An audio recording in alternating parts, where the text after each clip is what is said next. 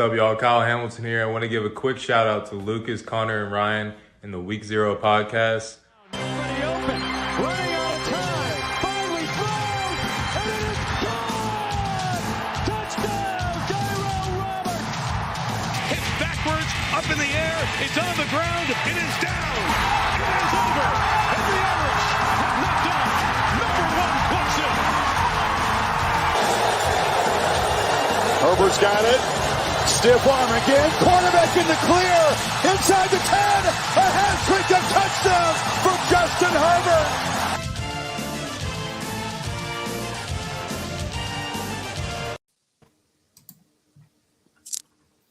What is up, ladies and gentlemen? Welcome to the Week 0 podcast, coming to you live from the apartment in Beckley, West Virginia. I am your host, Connor. Liberty is the best team in Virginia. Doherty. To my left is Ryan. Notre Dame covers travel. Below him is Lucas. 1998 flashbacks, McKnight. And below me is our special guest, the most photogenic running back of all time, Notre Dame legend, Mcdaniel. I love McDonald's. You got to remember the most extremely photogenic running back's name. Come on. Yes, come on. Yeah. Like, a highly esteemed. I had to go like in there. that. I was doing well. I don't know why. Oh, but then man.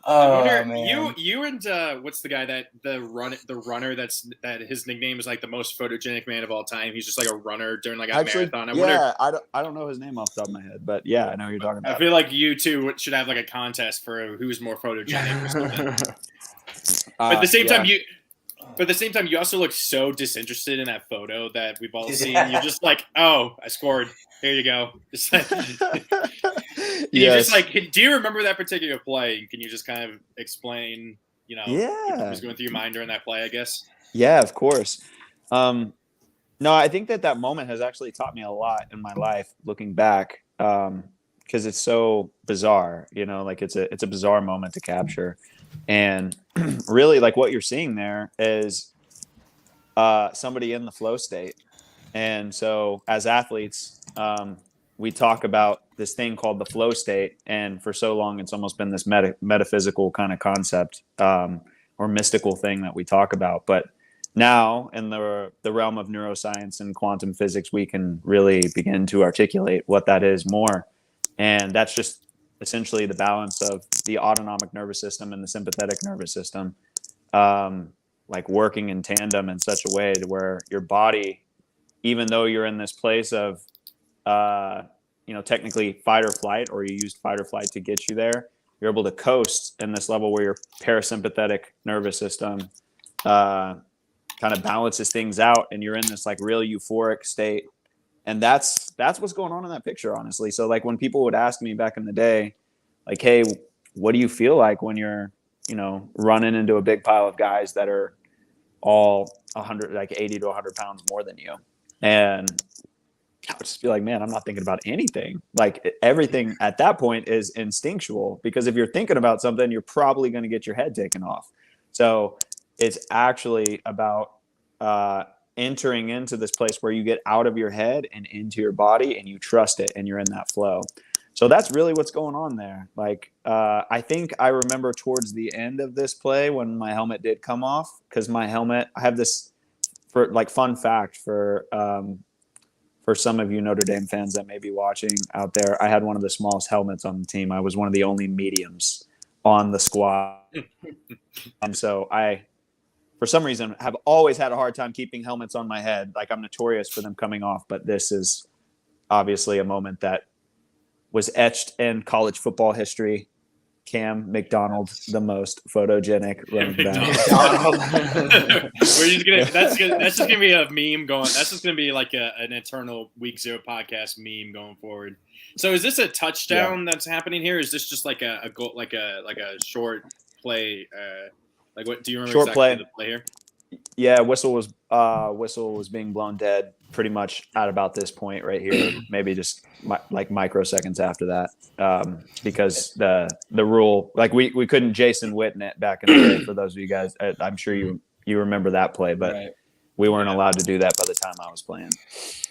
And this Yeah, was so this was your best game at Notre Dame, wasn't it? And 92 yards, I believe you had. Yeah, this one and BYU were my top performances and super fun. It's kind of funny because I think that this actually this game reminds me a lot of some of the stuff I've watched throughout the season. To where in that game we had a really effective running game, but we weren't able to ultimately capitalize on like the running game and the performance that we were. I mean, dude, our line was nuts too. We had Zach Martin, Chris Watt. What year is this? Ronnie Stanley, my junior year at Notre Dame. It's 2013. Yeah. Okay. But, I mean, we had a nuts group. I think literally almost everybody on that line, I think, went to the NFL or maybe but it was just so fun. And we were running at will. I think I had, 90-something yards, like, going into halftime. And then they just loaded the box up and we couldn't throw. Couldn't throw in the second half. And we just had to hold on to that victory. But that was a fun one. Definitely one for the memory bank. And then my buddy Joe Schmidt, who's kind of like, I think, the greatest walk-on story in Notre Dame football history. We should make another movie after him in order to take the place of the other one that we got out there. Rudy. But he actually got his first game time action in that game as well, and he was my best friend in college, and so for him to be able to like have that moment in that game, it was a special time. I remember that like you and Joe Schmidt were like the stories of that entire like that whole like 2013, 2014 Notre Dame fans loved you guys. So I was gonna ask like what was your favorite part about being at Notre Dame, and like at what moment is your favorite from your playing days? Yeah. Oh man, that's such a hard question. I feel like I've been asked this a lot, so I should know by now, but I think I changed my mind a lot. My favorite time at Notre Dame were the summers. The summers before the season with the team in South Bend on campus, Indiana, like Michiana summer region around the Great Lakes. I think it's one of the most magical places in North America. And so we used to go up to the dunes, Michigan Park State Dunes, and we'd go do extra workouts as a team sometimes. And we'd go up there and just hang out. And that was a blast. And then playing so many like really fun times. I'll give one in particular just coming to me right now, but like BYU, my junior year, so this same year, was a blast because I remember it being negative 22-degree wind chill. But I just loved it. Like something about it was just like really mystical and like magical. And I just remember the wind like swirling around in the stadium, kind of, and the crowd being more quiet, like as Andrew was taking the snap, and just I remember looking around at one point, like, man, I'm like really in this right now. Like I'm in this moment, and there's only a few times where, like, as a competitor, you kind of step outside of yourself and live in the present to like appreciate a moment like that while it's going on. And so I'll never forget that kind of moment. I think that was really beautiful. I think I actually broke a long run like right after that moment too, so it made it even more fun. That's awesome. Yeah. So Lucas, you got any questions? Yeah, I do. I got a few. So coming from Texas, obviously we hear the stories of high school football in Texas and how absolutely absurd it is down there. It's basically playing at, these smaller colleges, high school football in Texas is. With some of those stadiums that they have down there. And some of the 1,000%. stadiums are insane 1,000%. and whatnot. What was the difference, the biggest difference that you had from high school going into college? Whereas, I'm sure your high school is a pretty pretty decent sized school there in Texas, and Huge. Sure, good coaches and whatnot. So what was the biggest difference that you saw from high school to college?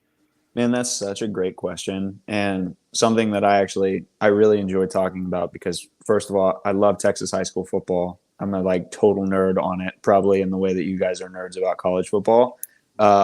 Because first of all, I'm a fourth generation Texas high school football coach's son, so that plays into it for sure. So the magic there is real. Like I grew up like with my dad on the sideline.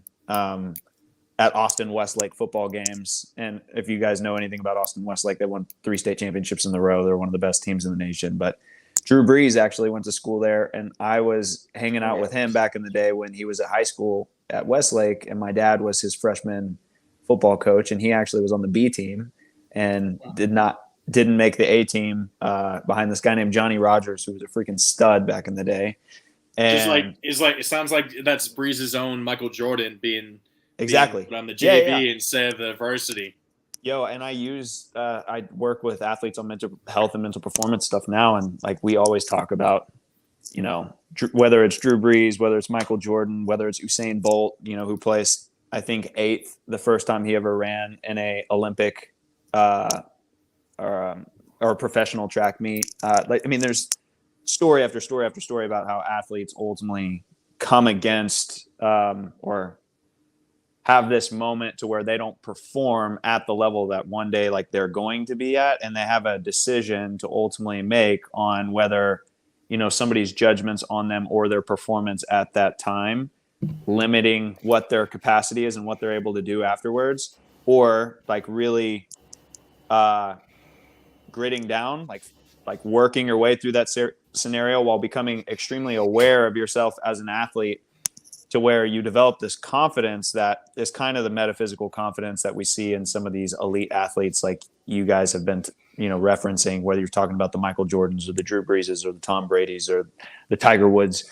Like those guys just have this level of awareness that ultimately allows them to go be that person more consistently than all of these other guys are able to do on a, year-to-year basis, game-to-game basis. There's something there when an athlete really realizes how good they actually are. And most athletes actually don't give themselves enough credit for how good that they are. Or you can give yourself too much credit and be walking in this like place of arrogance, and that's limiting your neurological capacity in its own way. So I don't know if I completely answered that question. So I'm going to tie it back. Tie it up in a bow. But the biggest change I would say is like there was actually a lot of things very similar. The change was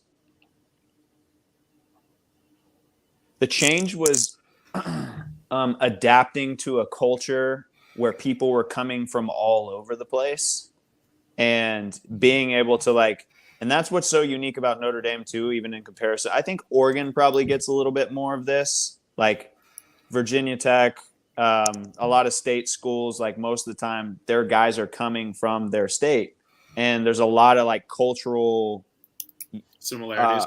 A lot of cultural similarities, and people, grew up in the same areas for the most part. They'll have some guys that come from, different parts of the country, but at Notre Dame, like everyone's from everywhere.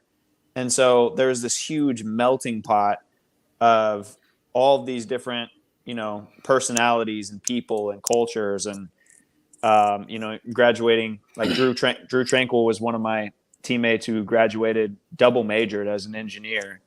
And I don't even know how the hell that he was able to pull that off. And then you've got other guys that are coming in from, like really rough scenarios that have really intense, educational backgrounds where they got to come into a Notre Dame and like catch up quick. And so that I think was the biggest transition for me. I know that's not all like completely directly linked to playing, obviously speed of the game and stuff like that, but I think those are all pretty obvious. And It's funny that you say that, because I did at a high school, I went to a small community college in Northern California. So I live in Oregon. Went to a small community college in Northern California, and that was honestly the biggest the biggest change for me too is seeing some of these like bounce back guys from like Florida schools or, you know, some of these East Coast schools where I'm seeing this like culture shock and meeting these kids that don't have this, you know, they have a different twang than I do when they talk and all these kind of different things. And it was really cool getting to meet some of those people with different experiences and whatnot. And, you know, going out there and being brothers at the end of the day. So it was really exciting that way. The other question that I had being our first and only professional sports champion on the podcast, being a Grey Cup champion. What was that like? Winning that title in the CFL. Man, that was so fun. First of all, Mark Trestman was one of my favorite coaches I've ever had. I don't know if you guys know who Mark is, but I recognize the name. Yeah, man, he coached for the Bears for a little while, had a stint there. Really, I don't know if it was a personnel fit or whatever, but I just feel like the way that guy was doing things was probably the closest to like a Ted Lasso culture I've ever seen before. That's cool. And I mean, like he legitimately sent us this whole like packet talking about how our culture is going to be based off of love and all this stuff to a bunch of professional football guys. And I was just like, dude, like this guy, like kudos to him. Like that has the balls to do this and to like be this authentic, like in himself. And people, like he was a first year head coach for us at Toronto at that time. He had won multiple Grey Cups in the Canadian Football League with Montreal, who I was actually with before. And man, that was just such a blast. Our team bought in probably midway through the year. We actually kind of had one of those, like, you know how the Steelers always go in and win the Super Bowl with some like wild card record? Like that's how we did it. We did it like that. But we like towards the end of the season, we were just hitting on all cylinders. And it's special to be a part of championship teams. I've been a part of two of them. I got to win one. I got to get dominated in the other. And yeah. And so like, but it's fun. Like the whole event itself, like even going back to, you know, Notre Dame in the national championship, like the whole event of being out there and that whole experience is just, it's bananas. I was literally talking to my wife, I think a few nights ago, and I was like, I still am like really blown away that I got to live in those moments and to like be a part of an experience like that. Cause that's just, it is really cool. It was a really cool time. So I had a one quick last question before we go ahead and we'll get into the other topics we have. You know, obviously going from the Brian Kelly era, which you were a part of with Tommy Rees as teammates, and now Tommy Rees has lived in both eras, that era and now the Marcus Freeman era. What do you think about this current team? I mean, do you think Freeman is the guy that can get Notre Dame its first national title since 1988? Yeah. And then on top of that, what do you think just this season, I guess, with the issues on offense, and sometimes you see like the guys seem like they're sleepwalking into, you know, the Stanford game and the Marshall game. Yeah. But then you see them get up for an Ohio State or a Syracuse or a North Carolina.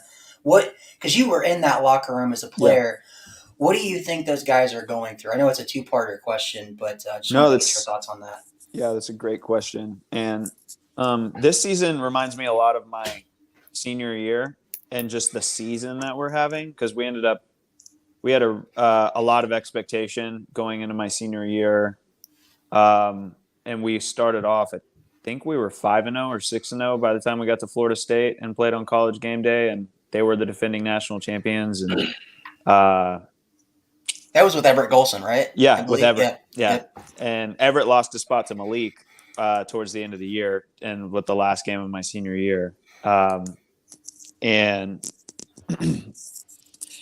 I think like what I'll say, and I posted this on Twitter. I don't know if you guys saw this, but I posted kind of Tennessee's last year Mhm. and their record last year, and showing what happens when you're going through a massive transition like Tennessee went through this last year, and what can happen in a very short time if you allow that transition. You give it, you got to give it a little bit of a grace period. In my opinion, two very, very different cultures, from a Brian Kelly culture to a Marcus Freeman culture. And I kind of find myself defending the guy in a way that, like, I don't even know him. But what makes me passionate about this guy is the way that the players talk about him, and step up for him, and like they wanted him. I mean, like he's there, I believe, because the players spoke and said, like, this is the guy. And I'm sure, Jack Swarbrick had a big part to play in that. And I mean, he's obviously the executive decision maker, and he's done a great job with Notre Dame athletics just overall, like not just football. But you're going from, this kind of more old school CEO business style industry, like literally, like my teammates used to call like our organization the industry, and and it was just this hilarious thing where you had players that like were treated favorably because they were, big time. They had a lot of stars, or they had, breakout season or whatever. And, other teammates would joke with them and kind of be like, "Oh, you're part of the industry now, huh?" Like, and there was that component of it, just being very transparent, very real. Like, there is such a political exchange always, and transactional exchanges always happening in college football behind the scenes, where you guys may not be thinking about this, but like there's 4 different running backs, and every one of them think that they're the guy. And they're like in their coach's office that week talking to them about, hey, why am I not getting more carries, and blah, blah, blah. Like, all of that stuff is happening behind the scenes as they're trying to like win football games. So there's a lot of moving parts there. But I personally, from what I've seen, I believe if Notre Dame can make a successful transition to an industry-based kind of, like, you got a great football coach in Brian Kelly that ultimately knows the game well. Like, he's philosophically, I think he has a beautiful football mind. I totally like resonate with Brian Kelly on his overall like philosophy on football. Now, from a strategy standpoint and a tactical standpoint, from a culture building standpoint, not like I don't resonate with an industry-based culture nearly as much as I do a family-based culture, which is just more, it just prioritizes relationship and the people that are involved in the organization more so than the latter, if that makes sense. And with Marcus Freeman, you get this kind of, just by who he is, he kind of exudes this, I'm going to create a family atmosphere, like with this team. Like, we're going to recruit really well, and we're going to leverage that family atmosphere to help us recruit and bring the right people in. I love that. Like, I love that philosophy. And then I think the last thing really is just that, again, like, if the players can rally behind you, that's good. But the transition I think that those guys have to make is, did you guys, I know I'm going to reference this probably like 2 or 3 more times, but have you guys watched Ted Lasso yet? I have not. I haven't. I've I seen need stuff to. about it. Okay. All right. So I would highly recommend watching Ted Lasso, just for like, I think it's a big artistic piece that ultimately has having a lot of influence in sport right now. And one of the things on there that I like really touched me in the movie was there's this veteran soccer player that is like a captain on the team and stuff like that. And they've got this young hotshot guy that's like killing it in the league, but their team sucks. So, and he's doing all this stupid stuff that ultimately makes their team making it hard for their team to develop unity. And so the older veteran guy goes into the head coach's office, Ted Lasso, and is like, "Hey, dude, what are you going to do about this? Like, this guy keeps, doing this stuff." And Ted Lasso looks back at him. He's like, "Yeah, nothing. Not going to do anything." And he's like, why? And he goes, you're a head coach. This is your job. And he's like, no, that's not my job. Like, that's your job. And that's the transition I think Notre Dame is going through right now, because players have to realize that, like, for them to be in sync and to like all the stuff that you're talking about, if they're not coming out and taking care of business against Marshall, you can't put that on the head coach. Like, it's got to be like, I mean, the head coach is always going to take responsibility, but players, just the talent alone, should be able to go out there. If you can coordinate those guys to work together, that talent should beat Marshall talent every time, you know, like, and we see these different upsets in college football. And I feel like almost every time it's just a result of players like having the expectation that their coaches are going to lead them through. And unless you have Nick Saban, who's on coaching steroids, I just haven't seen it done. So do you think it's a combination of like, these guys are going from the BK era where it was this, you know, business-like CEO. They're in transition stage to Marcus Freeman, who's family, kind of like a Dabo Swinney type. Yep. Players first guy.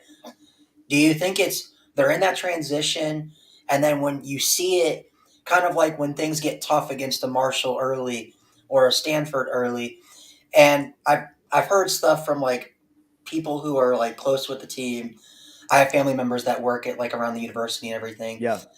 And they said there's like some infighting, like not like at each other's throats or anything, but just guys kind of like questioning Freeman and Reese and the play calling. And that's what's happening in these games. And then you see when everything's clicking against a Syracuse or North Carolina, then it's like, oh, okay, we're back on the train. We're back on Marcus Freeman. We believe in him. Do you think that's what's going on in those games where they're not performing up to standard? Yeah, 1,000%. I just, you got to just that.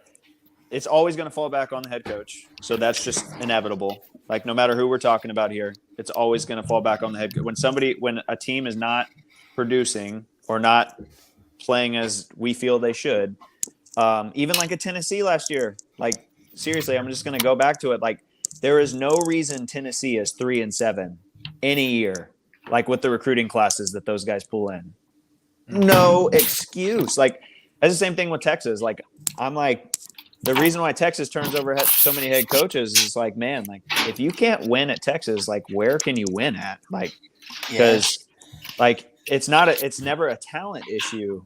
And that's the stuff that I think people get like really caught up in often, is like the recruiting and the talent and the stars and things like this, which I think is a big deal still. Don't get me wrong. I don't want to downplay that component. I just think we upsell it way too much. And we don't take into consideration all of the dynamics of what it takes to, like, if you guys are working for any like company or industry or anything like right now, like, or if you've worked on teams before, you realize that like teams are made, like they're made or they're broken based off of the people that operate them.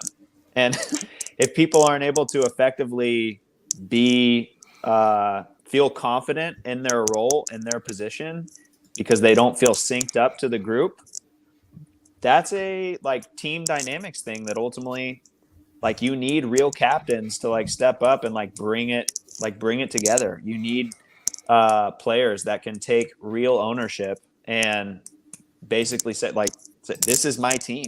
This is my team. And we are going to like come in with this sort of attitude. And this is the culture that we represent, because each team in each era like has a unique expression of what that culture is going to look like. And they have to really define that. And then they have to be living in that unique expression and encouraging each other to ultimately give each other the patience that's needed to make that transition well, because it does take the time. It takes the ability for the chemistry to kind of like, hey, we got to test some stuff to see like what ingredients do we need to put in ultimately to make sure that we're coordinated here. And so, yeah, to answer your question, I would just say that it is a lot of just making the jump from one phase to another. I have one final question, kind of going back to the CFL. How difficult was it transitioning from American football style football to CFL? Because I know they have 3 downs instead of 4, and that usually kind of warrants less of a run focus on the run game usually. So how difficult was that for you, really? Yeah.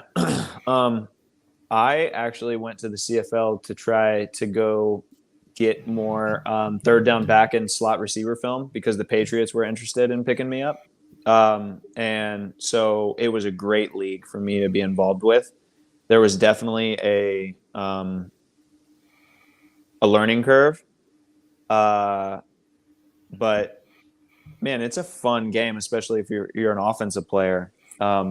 It's such a fun game. And I really love some of the dynamics of Canadian football and how it's played. Maybe even more so than American football in some ways. I think it was really fun. I think the CFL is a really cool league and kind of underrated. I think that we could totally do something like in America to like integrate, some Canadian cities with American football players. And I know they're doing XFL and I know they're doing the USFL, and there may be other leagues that come out. I have no clue, but there's no reason why I feel like that shouldn't be capitalized on, because a lot of that league is it's developed off American guys anyway. So, and they don't really get most of them, at least, by the way, they don't make enough money for it to like really be a sustainable career. So they got to either like make it happen performance wise, like in 1 or 2 years, or they've got to like get a job and move on. Because my last year in Toronto, I basically lost money. That's always the game. Because exactly. For me, because every other of the other 3 major sports leagues have at least one team in Canada. The Raptors. Hockey has like 6 or 7 different teams, and then you have the Blue Jays in Toronto. So, but I'm I know surprised like the NFL football, hasn't exactly like, capitalized on that. I know that the CFL came actually down into the Nevada. US a little bit. Yeah, well, actually no, because after Las the Vegas, Colts left Baltimore, they had a new team, the Baltimore Stallions, that I think won a Grey Cup. That's right. In between the Colts and the Ravens being there, they either won at least one Grey Cup, and I think they competed for at least 2 or 3 more. Nice. So they were a good team and stuff. So it does feel like it's a little bit of a missed opportunity, and at the very least, you can either have a Canadian football team up there, and I'm sure with how popular it seems to be up there, Canadian football, you can definitely support having a team up in Canada at the very least. And you know how many talented kids they have up there? Chase Claypool was from there. Mm-hmm. I mean, Chase Claypool's a beast. Well, he's not a beast anymore with how Steelers fans wanted to. He's with the Bears now. He's going to be a beast for the Bears. Watch. Please. Maybe they got Cole Kmet and Chase Claypool. Oh, yeah. That is a good combo. So, yeah. Okay, let's move on to the actual meat of the show. My laptop's just being slow as hell. Here, let me do it. I got it. Dude, literally, I'm hitting like the things, and it takes like 5 seconds to show up, and it's just like, oh, what the hell is going on? So, guys, best thing and worst thing you saw in week 9. Lucas, you want to go first? Going ahead. All right. I'm gonna say probably the best thing is not seeing UCLA flop against Stanford.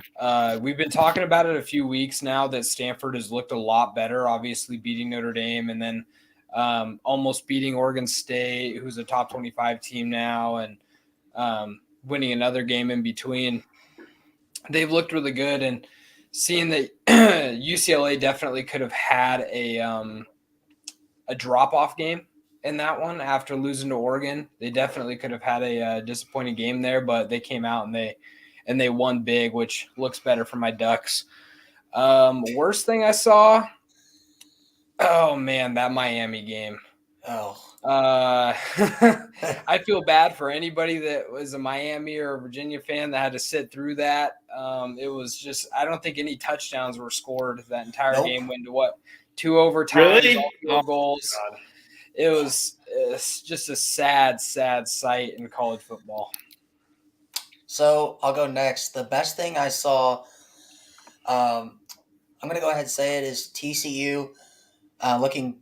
I know that they, they let West Virginia, kind of hang around, but just, they could have had a letdown game against West Virginia on the road after a big win against Kansas State the week before. Max Duggan is a name that I'm not hearing enough about in college football right now for a Heisman candidate. Yeah. People forget this guy was a backup quarterback. He lost his job to a sophomore. And this kid comes out and plays like this. I know a lot of people, even though it seems like the committee's not sold on TCU right now, but I'm completely bought into the TCU sweepstakes. Yeah. So the worst thing I saw, kind of like what Lucas said, but I'm going to kind of go a different route with that game. Just how bad, or not how bad, Brendan Armstrong is. I just feel like Tony Elliott's scheme has just completely ruined Brendan Armstrong as a player. Like there's the cats right on cue. Yeah, There's the you don't. That's screaming at you. You don't go. It's never a Week Zero podcast without some sort of other animal making some sort of noise that we can hear. That's awesome. But anyway, can you be quiet? Anyway, but no, like you don't go from like a top 10 quarterback in college football that Brendan Armstrong has been the last few years and throw like average 5 touchdowns a game, and then it just looks like it just clicks and you're not good anymore. That doesn't happen. We've seen what happened when DJU at Clemson played under Tony Elliott, and I feel like that's why DJ's kind of regressed as a passer. But yeah, that was by far the worst thing I've seen this week. Mm-hmm. Yeah, Foster, that is hilarious. So, best thing I saw was, and I'll kind of be mentioning this for our surprise team later as well, as just how dominant K-State was versus Oklahoma State. I thought Oklahoma State was going to maybe at least be able to challenge TCU for the Big 12, but that ended up not happening. And then bummer, I'm going to stick with the ACC, but I'm going to talk about anyone who had to watch the first half of the VT NC State game. We were one field goal away from having 0-0 at halftime and being halfway to a replication of VT versus Wake in 2014 with the Beamer missing the field goal and him celebrating. But also the fact that VT's offense absolutely crapped the bed the rest of the game. They had 292 yards for the game. 251 of those came in the third quarter. So they had just 41 yards in the other 3 quarters. So that was difficult to watch as a VT fan. I was so optimistic. I let the optimism get to me too much when it was 21-3. I was like, I should not have let them be so happy about this. So yeah, that was not fun. But yeah, Cam, what would you say is best and worst thing? Man, as far as teams go, like the best thing that I've been seeing all season long. Oop. Oh, Lost him. You lost him. Oh, there we go. Okay, sorry There you about that. Here, let me hit the wrong button. No, I had a call. Let me put this on Do Not Disturb really quick so that doesn't happen. Okay. So best thing I've seen just consistently all season long, Tennessee, and then them just putting it on Kentucky the way that they did. I think they've just established themselves as the best team in the country at this point. And TCU, like we can't not talk about these guys. And as far as like a second, like when you're really talking about teams that have played other teams that are relevant in this scenario, I know the committee might not be sold on them, but I think they've beat the most ranked teams besides Tennessee, I think, so far this season. So to watch them, do what they did. West Virginia is a good football team. You got JT. I picked them to win. Yeah. You've got you've got JT at quarterback, JT Daniels at quarterback, who came from Mater Dei as the Gatorade Player of the Year, and then was at Georgia and transferred from Georgia once Stetson Bennett took over the role there. But I mean, this is a guy that has consistently been a performer everywhere that he goes, and has just caught some rough breaks. But that guy's still NFL caliber material if somebody gives him the right chance and the right opportunity. And the last thing I would say is UCF, man. UCF, beating Cincinnati. I know this is kind of a maybe not usually in the conversation most of the time, but Cincinnati losing, I think, their first regular season game in I don't even know how long. Probably 2 years. Probably before last year. Yeah, to an unranked 2 years. To an unranked UCF. I feel like that's a big deal, and UCF definitely deserves a pat on the back there. The worst that I saw from a performance standpoint on the field, I would say Oklahoma State. You hate to watch them just get blown out the way that they got blown out against K-State. I mean, I know K-State's good, but Oklahoma State's not 48-0 bad. And then the whole debacle with Michigan State, that was Oh, don't worry. We'll get to them later. Oh, that actually could have been I'm surprised nobody said it. The best thing is, Michigan State kind of having the kicker has trouble with the snap. Kind of they had their own, yeah. But yeah, hey Auburn, I know a good coach at UCF that you could hire. I hear that he led a team to a championship one time. Or led them to a championship game appearance. I'm sure you can go and hire him. I'm sure he's available. But yeah, get into what you said really quickly. I looked at TCU, so they beat Oklahoma when they were ranked. They beat Kansas when they were ranked. They beat Oklahoma State and now K-State. So they've been 4 ranked teams. So yeah, they've been doing very, very well for themselves. Nice. All right. Okay. So the playoff Week 10 college football playoff rankings reaction. I'll pull it up here in a minute. But hey, I mean, any initial thoughts that you guys any issues, anything like that you guys saw?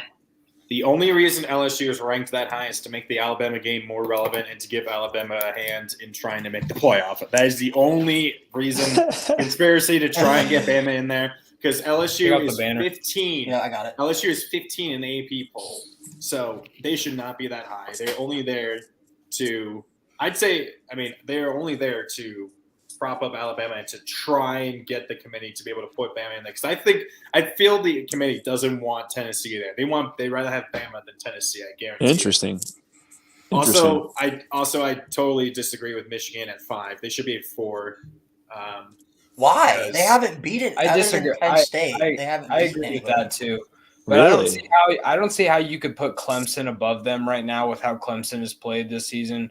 Clemson's not beating Penn State 41-17.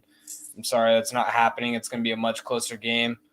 I think the biggest thing that I'm looking at right now is I'm pretty surprised that NC State is at 22, let alone even in the rankings.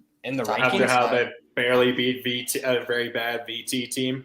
Yeah, because without Leary, they just don't look good. They look really, really bad. So I'm kind of surprised they're there. MG Morris, a true freshman, looked really good in the second half versus BT, but still. I think they could have easily put Oregon State at 22, Texas at 23, UCF at 24, and Liberty. At 25. I would rather have Texas out of there. I would rather have Texas because, I was talking about this. Lucas has been kind of sold on Texas, but they have not looked impressive. And I believe it was Blake Harris, and I think Joe Klatt even said it, that Texas is only in the top 25 right now because the committee wanted to give Alabama a resume booster. Yeah. Yep. And that's exactly why LSU is there as well. Because there are so many other 2-loss teams. I mean, Texas is a 3-loss team. There are so many other 2-loss teams, even 1-loss teams or 3-loss teams that you could have over Texas that you could argue are better than them right now. Yeah, I don't know. I mean, Texas has only lost 1 game with Quinn Ewers as their starting quarterback. They should arguably be 6-2 right now if Quinn would have continued that game against Bama. So I like them being in the top 25 right now, especially in, being a TCU blowhard like yourself. I think that's good for it's good for TCU, because if Texas can win this week over Kansas State, now you got a really big game with TCU and But then it just Texas the week diminishes what after. TCU did, because then people will say, well, TCU beat a 3-loss Kansas State team and then That beat doesn't a matter. 4-loss That's Texas.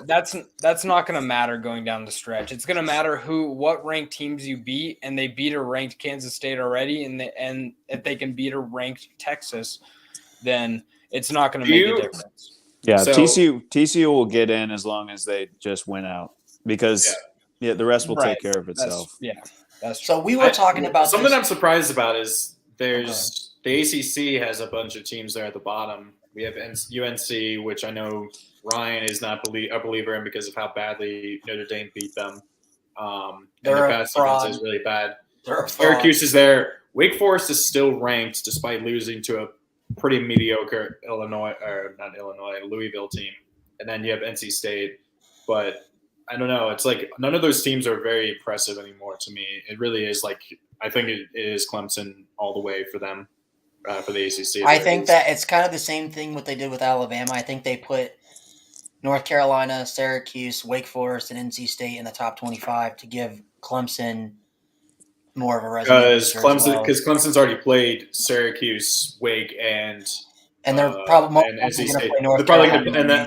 they're definitely going to be playing North Carolina in the championship, because there's no other team to challenge North Carolina in the Coastal Division. Because no other team's as good as they are, at least offensively speaking. But yeah, my main issue is Liberty. I feel like Liberty definitely needs to be ranked. Yeah, 7-1. That's an injustice. That's an injustice. And so I had a question, because me and Lucas were kind of talking about this in the group chat, and I kind of want all 4 of our inputs. Oregon and Illinois. So it's probably not likely, but if both go undefeated the rest of the way, and you have one spot left, do you give it to Oregon or do you give it to Illinois? Illinois would have wins over Ohio State and Michigan. Oregon would have wins over UCLA, either USC or Utah. Unfortunately, the way I think the committee would work is they'd rather go with the bigger name team, which would be Oregon, over Illinois, despite Illinois probably having the 2 better wins over Ohio State and Michigan. Okay. Because I think that's kind of what we've been saying with what they're doing with Bama and what they're doing with Clemson. They're trying to prop up these typical teams that have made the playoff the past, 5 of the past 6 years or whatever. They want those teams in there, so they're propping up these other teams, and so they're going to go with the bigger name team over. I feel like they would not want. I feel like the committee secretly would not want to see an Illinois in there, or even I don't even know if they would want to see a TCU in there. Like I feel. But like see, that's the issue, Connor. That's the issue with this committee we've seen the last few years is their goal is to rank the best 4 teams, not who they think should be the best 4 teams. I know they constantly. I know they always.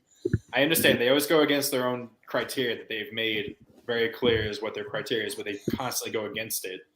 I just don't understand why they have all these athletic directors and conference commissioners run this thing. Because those commissioners want a team from their conference. Exactly. I know, but why not just have players?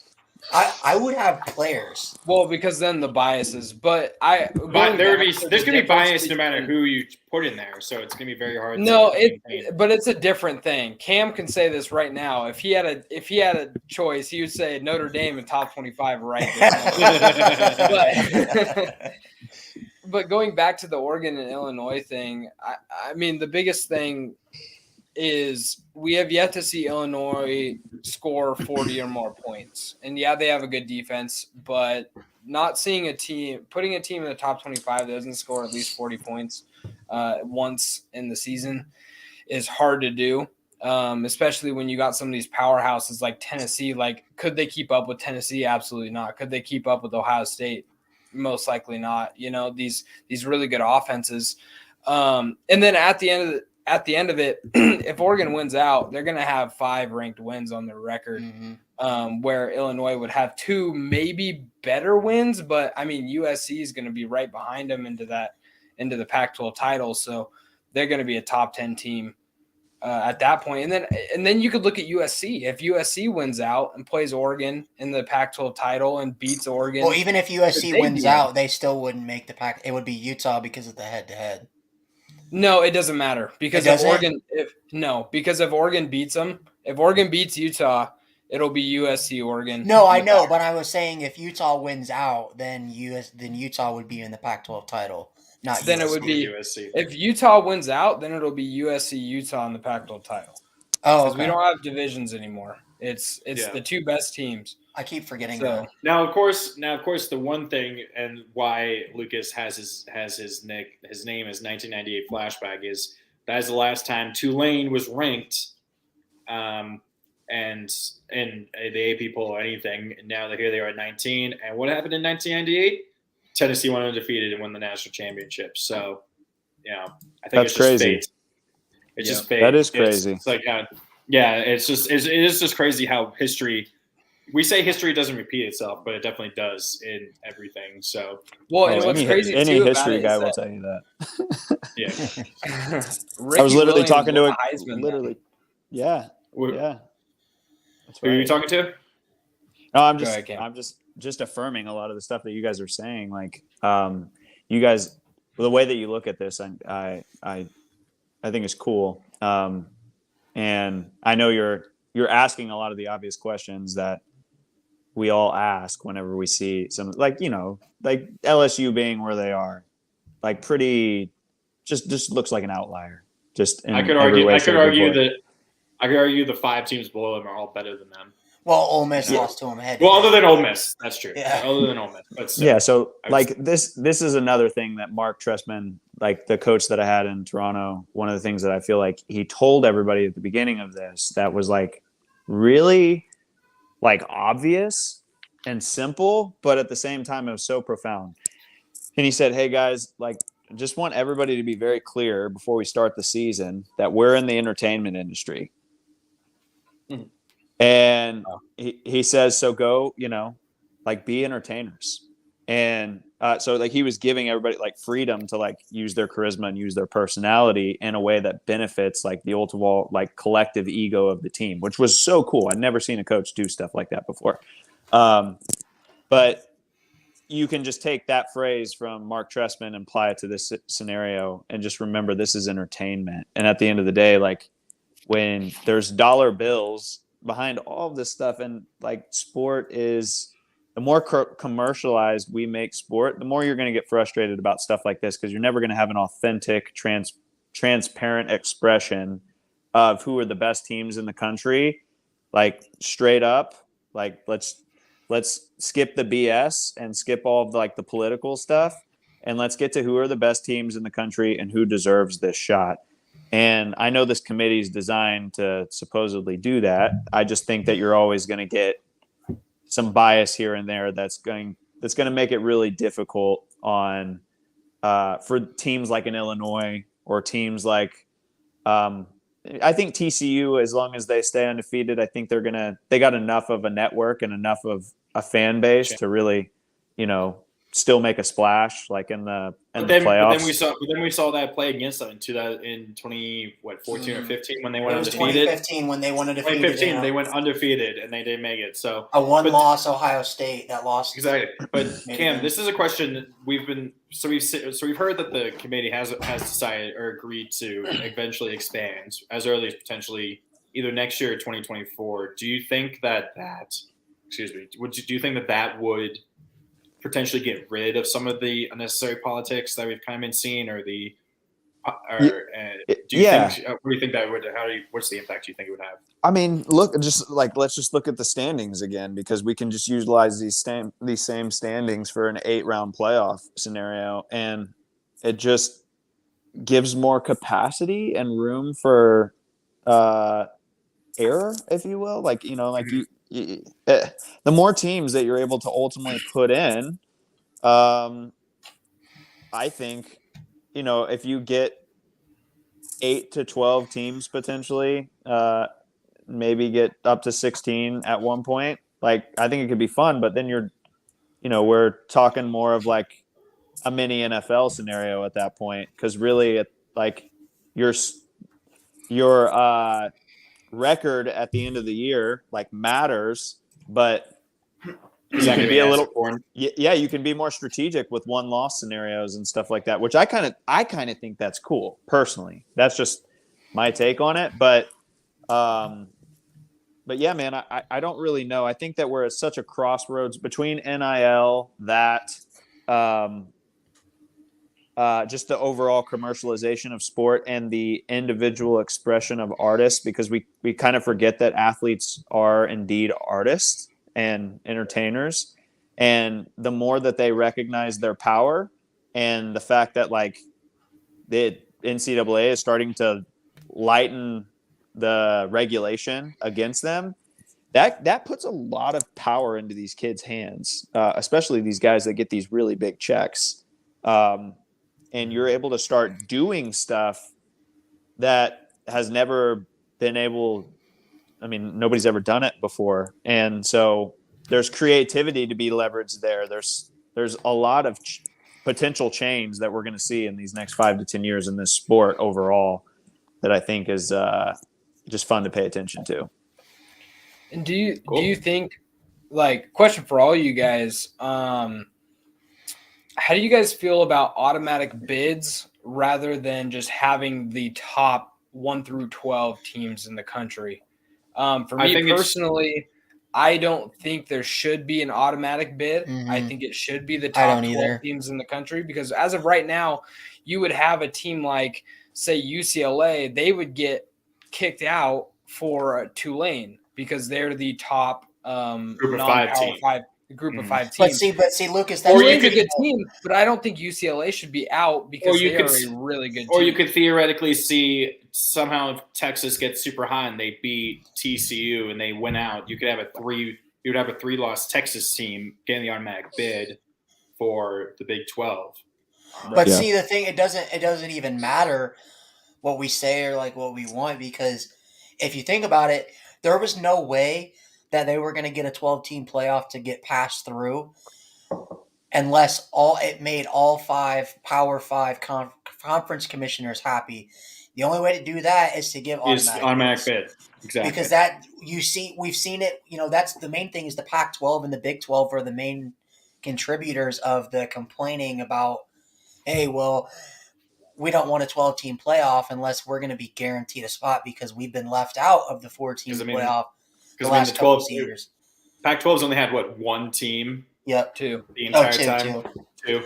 And, I mean, you've only had Oklahoma from and both times Oklahoma got blown out. Has only had 1. ACC has only had 1.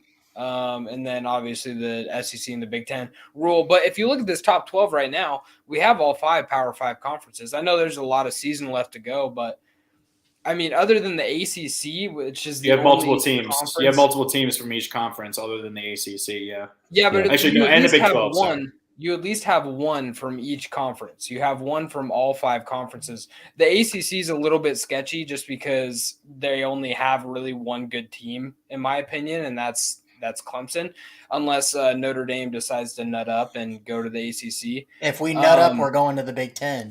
That's what's going to happen. Cam, that's actually a question. Cam dropped the phone. He was what's damn it. What's your thought on Notre Dame potentially joining a conference? Do you think they will have to do that if it expands to 12 teams? Like, that's a necessary thing to kind of be able to guarantee? Because we've heard the rumor that you get obviously the automatic 5 bids plus the best team from the group of 5. So if Notre Dame has no conference, they'd be as high as a 6 seed. So they wouldn't get, if there's any buys for those top 2 or 4 teams, they wouldn't get that buy, right? And that's something I'm sure they would want to compete for. Is that something that you think that will force Notre Dame's hand? It's literally just a money thing. So it'll just come down to that. And if the deal structure is right, and Notre Dame gets a sweet deal from the right network that wants to set this up in a way that gets Notre Dame into a conference, then that's what they'll do. And if the money isn't there, they won't. You won't really be in a position to really bully Notre Dame. You either just got to pay them or give them the opportunity to like continue to compete the way that they are and find a way around it. And I spoke in depth to a couple of Notre Dame's analysts on this, and I like Pete Sampson's take. I think he's got a really sound understanding of this, and there's a very likely chance in the next like 3 to 5 years you could see Notre Dame in the Big Ten. Like sorry to interrupt you, but something that Ryan has said and Ryan has told us multiple times is that a lot of times, as there's banging in the back, a lot of times Notre Dame will pick basically everything over their sports, specifically football. Like it seems like they don't really prioritize their football program, even though it's probably the biggest brand that they have out of everything in the country. Like there's all kinds of people know, the Irish football team. Do you think they'll ever get to the point where they're going to see, if they're outside, say they decide we go into this 12-team playoff and they decide to stay independent, they just, whatever, because of the money, they don't get a good deal, whatever it may be. They see all these other teams go to the college football playoff and, you got like I said earlier, a Tulane that goes in and Notre Dame's like, oh, well, we'd beat the brakes off of Tulane, but we're not in the playoff because we're independent and we didn't get a bid to get in there. Do you think they're going to get to the point where they're just going to be like, okay, we're going to have to just hike up our pants and take whatever garbage deal is thrown at us just so we can compete with even the ACC, which isn't, it's a terrible deal right now. Probably the worst. Notre Dame was in there for one season. Notre Dame was in there for one season and they almost won it. Title. And they almost won it. So, do you think they'll ever get to that point as as a university, or are they just always going to be like, you better give us the best deal, or we're just going to stay independent for forever, for eternity? That's a really great question. I think that with Jack Swarbrick as the offensive coordinator or athletic. Oh my gosh. Yes. It has been a long day. The athletic director. Man, I feel like Notre Dame's in good hands. I think that Jack's going to do the right thing ultimately, and he's very strategic. Notre Dame definitely. I'll say it like this: Notre Dame does a good job of making it appear that they're not pressured into anything, or you can't pressure them into anything. And okay, and it's basically just like it's kind of like, imagine, like, let's use this as a social media example for a second. I'm going to try to do this and I hope I don't kill it, but like, let's say all of us have a certain allocated amount of followers. Let's just make the math easy. And we all have 250,000 followers. Okay. Well, each one of our 250,000 followers is paying for like this network. Okay. You following me? We wish. Right. Yeah. So yeah, right. Like, one day, here we go.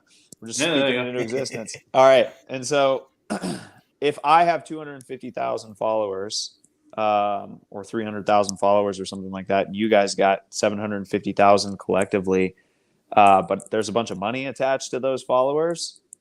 Are you going to try to work with me in order to get those followers, those followers to come with you? That's really like what these networks are looking at. They're looking at it. They're looking at it from that, and these conferences as well. That's why they're trying to create the super conference in the SEC the way that they are, because now you got this massive network that is now the SEC network. That, I mean, Texas was, I think, the number, like, UT's still network. The largest, right? I think Texas is the highest, most valuable sports. No. Program. Me and my fiance actually just looked it up because she was wondering when Notre Dame played Ohio State.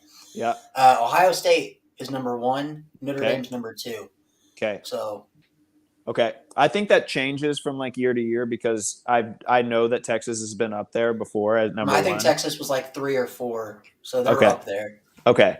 Well, still, like, I mean, massive networks of people and individuals that are watching these programs. And so I wish it was. Oh, well, Texas is the most valuable football program, solely football. Nearly Okay. 150 million is what it's worth. Okay. Is what Texas valued. So We all got our Miss Google up, given our yeah, exactly. We had to Google that up. Give it a Okay. goog. Give it a goog. Yeah, man. So yeah, and that makes a lot of sense. I just think with Notre Dame being such a big brand, I mean, if you think about branding wise, they're probably, as of right now, they're easily not what they once were, but easily top 10 in the country branding wise, if not top 5. So I think it would be, I don't know. I can see it from both sides. I can see it from Notre Dame's, standpoint, where they're like, hey, we are a top brand. We want the most amount of money. We want all. Well, it's not about the money, Lucas. It's like, if I remember correctly, it was Pete Sampson that the Big Ten is willing to offer a big contract to Notre Dame. They're willing to offer whatever the hell Notre Dame wants. They just don't want something connected to them. No, Notre Dame wants their own, they want exclusivity. Yes, they want their home games on their own channel on NBC for everyone to see, because that's their main recruiting pitch to these kids. That's one of the top ones, is like, hey, even if we're playing Toledo at home, well, not anymore because of Peacock, but your family can go watch you on NBC. It's like, that's what the big thing is. And you see what the Big Ten is doing. I don't know if you've seen this on social media, Cam, a couple months ago, but the Big Ten and the NBC just came to a rights agreement over the next few years that Big Ten primetime games are going to be played on NBC. So that's going to push Notre Dame. That's going to push Notre Dame's big time games at the 2:30 slot or the 11 o'clock slot. So the Big Ten, in their own kind of way, is trying to be a snake and kind of wrap around Notre Dame. Like, hey, try and claim that and make sure Notre Dame comes back. The Big Ten is just ruling the world right now. It's all because of Oklahoma.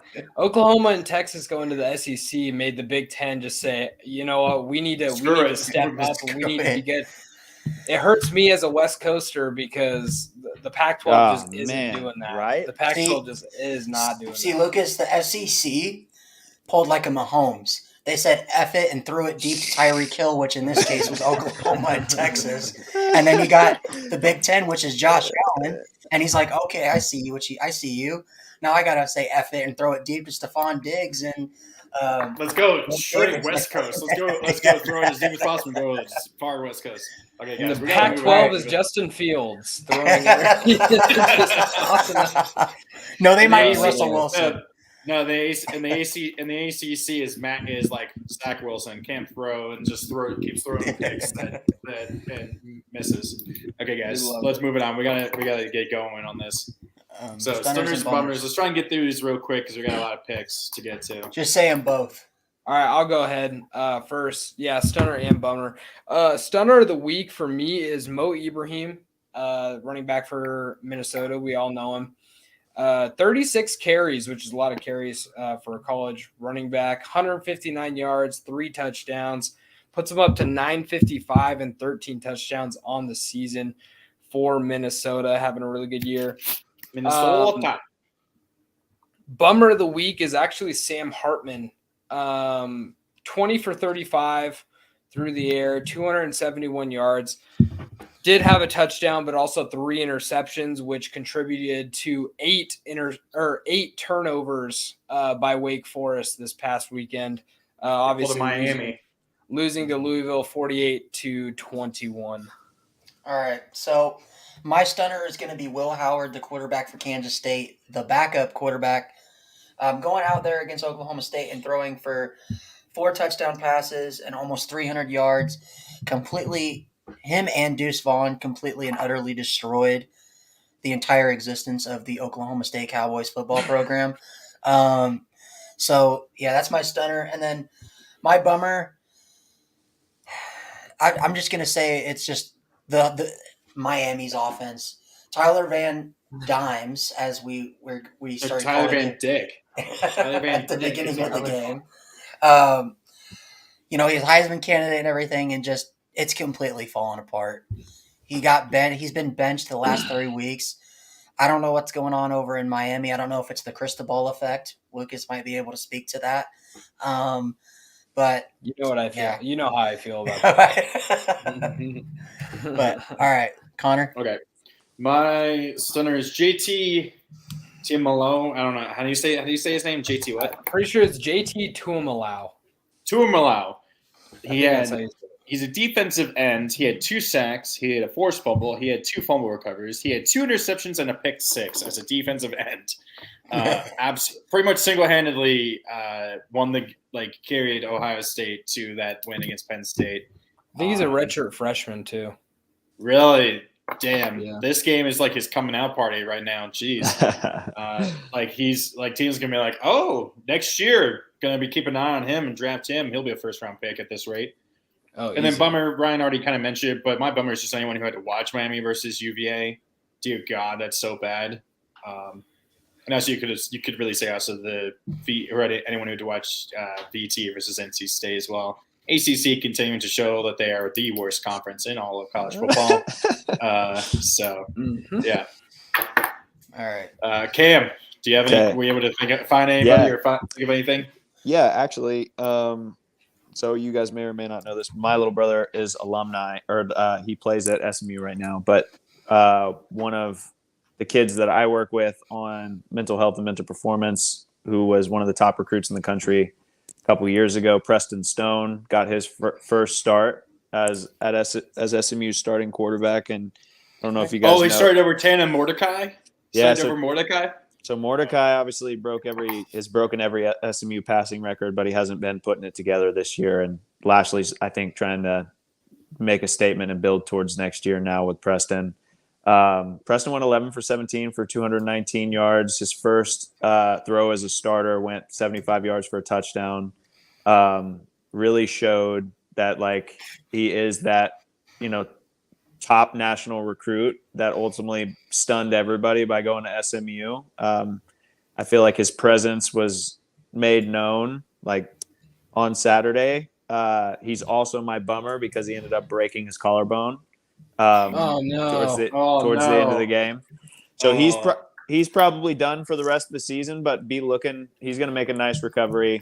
Be looking for him to come back next year, leading SMU to I think could be a really great football season. I think Coach Lashley, as an offensive mind, working underneath Coach Dykes and doing what he was able to do out there last year at Miami. The guy can obviously put points on the board. It's just, again, he's got to establish his own culture and his own identity for his team. And I think that they're finding that out right now, but they got a really great quarterback in Preston Stone that they can rally behind and really create a really cool football team down there. I'm calling it now. Week 0 podcast team of the year next year. The SMU Mustangs, Preston Stone. That'll be our team of the year because a friend of Ryan's, Cam. I played high school ball with him. He plays for Southern Miss, so they're our team of the year. Our team of the year last year was you know what? Presbyterian. He's on the verge of being Sun Belt Special Teams and Defensive Player of the Year. So has he been that good for defense? Yes, he's playing out of his mind. I was going to ask about the Southern Miss logo. I was like, okay, we got Oregon, Notre Dame, Virginia Tech. That's why, is because of that. So they're our team of the year. So then next year that'll be replaced by the SMU. Gotta have a group of 5 represented here. Shout out to the smaller schools, man. Exactly. Yeah, man. Like I said, we had Presbyterian last year, and that was an absolute shit show. we were stupidly kept picking them, and they just kept 2-10. They never 2-10, and they never punted the ball. Their quarterbacks threw for 10 touchdown passes week 1, and then I don't even know if he threw another touchdown pass the rest of the year. I think he got benched. So if you guys haven't checked out Rashee Rice I'm looking at his stats right now, and okay, so nutty. Those stats are like that, and he's had 3 games where he was way off. But the rest of the games he was, literally those are NCAA Video game numbers. Those are NCAA video game numbers right there. 9 receptions, 180 yards, 2 TDs, 75 yards this last week, and he's put up multiple games like that, man. I think he had I think he had a big game against TCU as well. They tried to shut him down and they couldn't. But he's unfair. Like when he's out there, man, and he's like in the zone, he's easily a top 3 receiver in the country right now, in my opinion. I guess not easily. Good There's size. some really Good size too. 6'2", 203.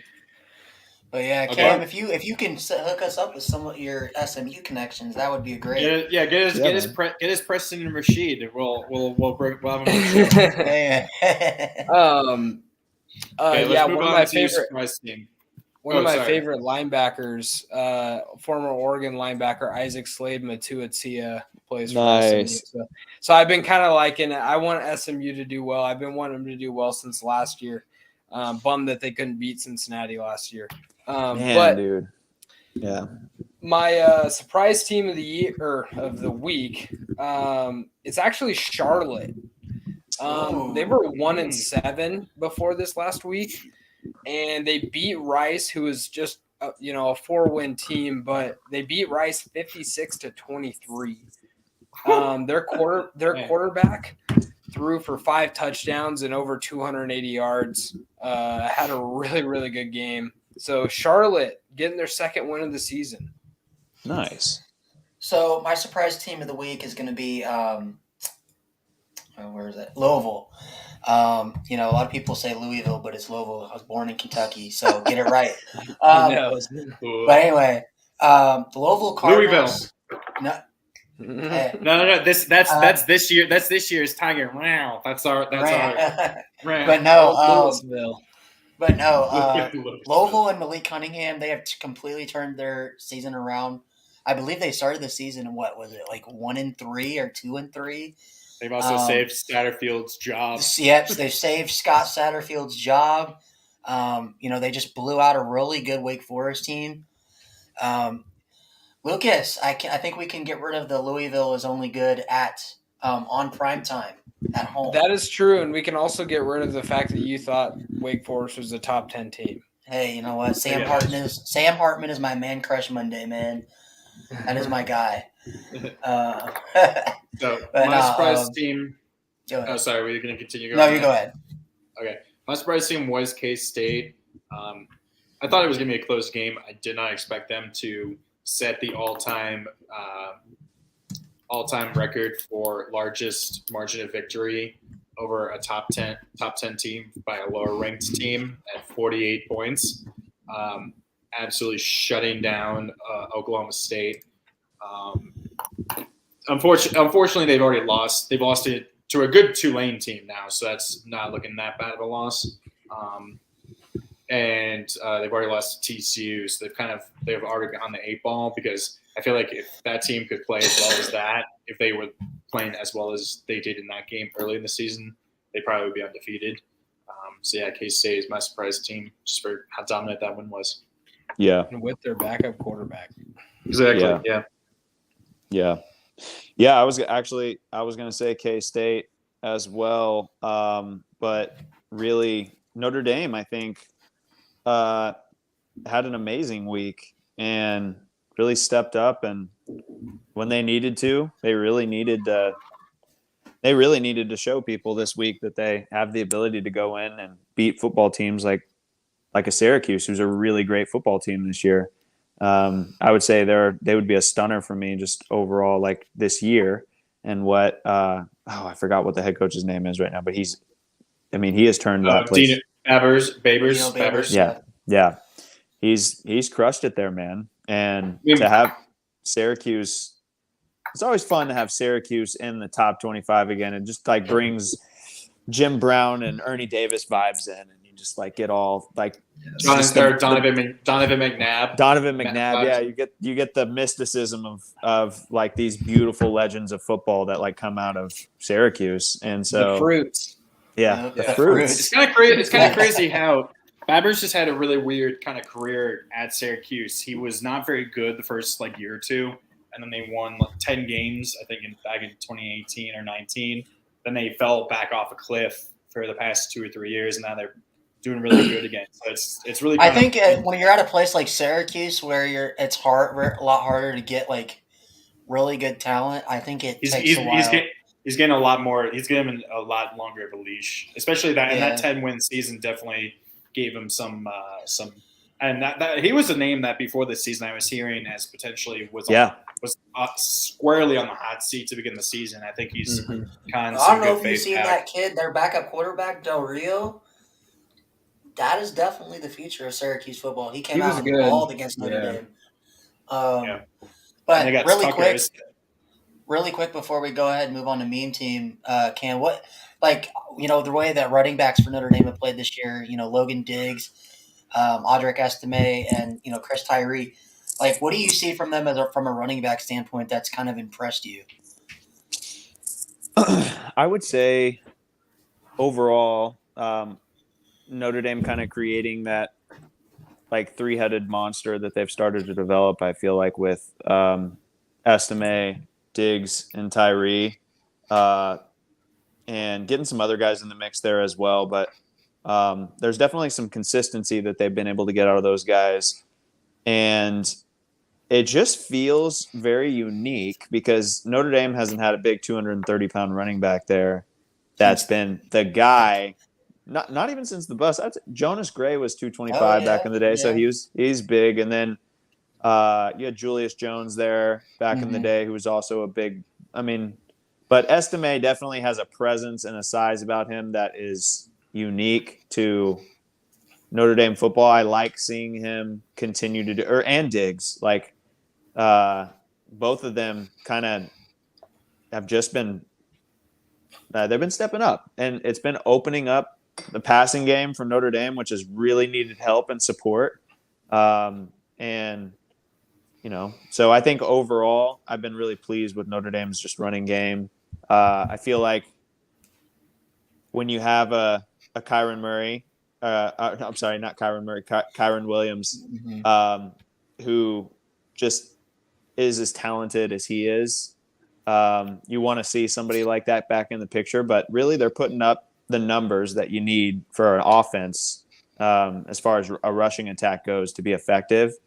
And I think as long as they continue to do that, and even in this week if they want to have a chance to beating Clemson this week, they got to establish their run game early and keep it consistent. And it's a perfect matchup. Clemson's not their run defense isn't anything it's decent, crazy, but it's not like it has been in the past. Exactly. So if they can just keep a consistent run game and really develop that rhythm again, and give Drew Pine the support that he needs to be creative, I feel like Drew gets more creative when he's got a running game that ultimately is able to kind of open things. I think Tommy does too, by the way. So I guess he used to think that as well when I was with him. So that's why I one-handed. So, yeah, I hope that answers that question. Oh, it does. I actually, guys, I got to jump here in 3 minutes. So when we get to the meme team, I can go first if you want. Okay. We'll get to that real quick. So let's just do that, and then. And before you go, Cam, we do want to get your pick for the Clemson game as well. Yeah, of course. Okay. And then if you want, obviously afterwards, I guess Ryan can send you all the other pick'ems. If you want to tell me which teams you pick from the pick'ems. Yeah, and we can include you because we're including all of our guests just to see who does the best of all of our guests that we've had over the course of the year. Perfect. Real quick, do the meme team, and once we go through all of that, then just give us the Clemson. Okay. Pick. So the meme team's got to be Michigan State, right? It's got to be. I had that too. I will admit, I had that. Yeah, guys. I let's just leave it as a meme. I don't really have any commentary on what to say with those guys. Interesting stuff. Was it a scuffle or was it more of a? Let's just call it a scuffle. Let's just call it a scuffle. It looks like he got jumped. Yeah, it looks pretty intense. It looked like it was more than a scuffle. Yeah, it was more than it needed to be. That's for sure. I was getting Myles Garrett vibes with that dude swinging his helmet at the one player. Yeah, that's very tossing scary. around. You got to be Yeah, careful. so- All that stuff is just like this. Some heated. You don't want to be doing stupid. You never had stuff anything with like those. It really heated did- when Notre Dame played Michigan or Michigan State, like or a little USC. Yeah, no, we had some crazy stuff that like would go down occasionally, and even like in practices that would go down. So like, Cam, you talking trash over there, man? You saying something over to the Spartans or Wolverines? I was never much of a I was good at talking to trash talkers because I was pretty unaffected by them. Like, so I had my own way of talking that was more. I mean, I was a philosophy major at Notre Dame, guys. So like, I trash talking is not necessarily my forte. You'd be like, what is trash talking? Yeah, To exactly. them instead. Exactly. Yeah. All I was right. like, so my That's pick, awesome. yeah, my pick for the game, I'm gonna go with Notre Dame. Like, Have to. yeah, we got to. And like I said, yeah, if I feel like their defense does what I feel like they can do at home, and really get like they've got to win at home and show people that they can, like the crowd can get into this. And I think they're coming off a really great win with Syracuse, who's a good football team who they like. I think that's the boost that they needed to come into a game like Clemson to make this like actually something that people are talking about now. And I think I think these two teams are super evenly matched talented wise. And like statistically speaking across the board, like this is a great matchup of college football, like going on Saturday. This is going to be fun college football in South Bend. It's going to be classic. I think it's going to be a close game. And I think Notre Dame pulls it out at the end and like upsets Clemson's playoff hopes. And So what's that would the make, score prediction? make me happy. I'm going to go 33-27. Notre Dame wins. Ooh, 33, 6-point 27. victory. I like Okay. that. I like that. I like it. Okay, well, we really appreciate you coming on the show, Cam. Yeah, thanks a lot, Cam. Really do. That was fun, man. That was fun. Yeah. And obviously, good luck to both Notre Dame and in everything else that you're doing.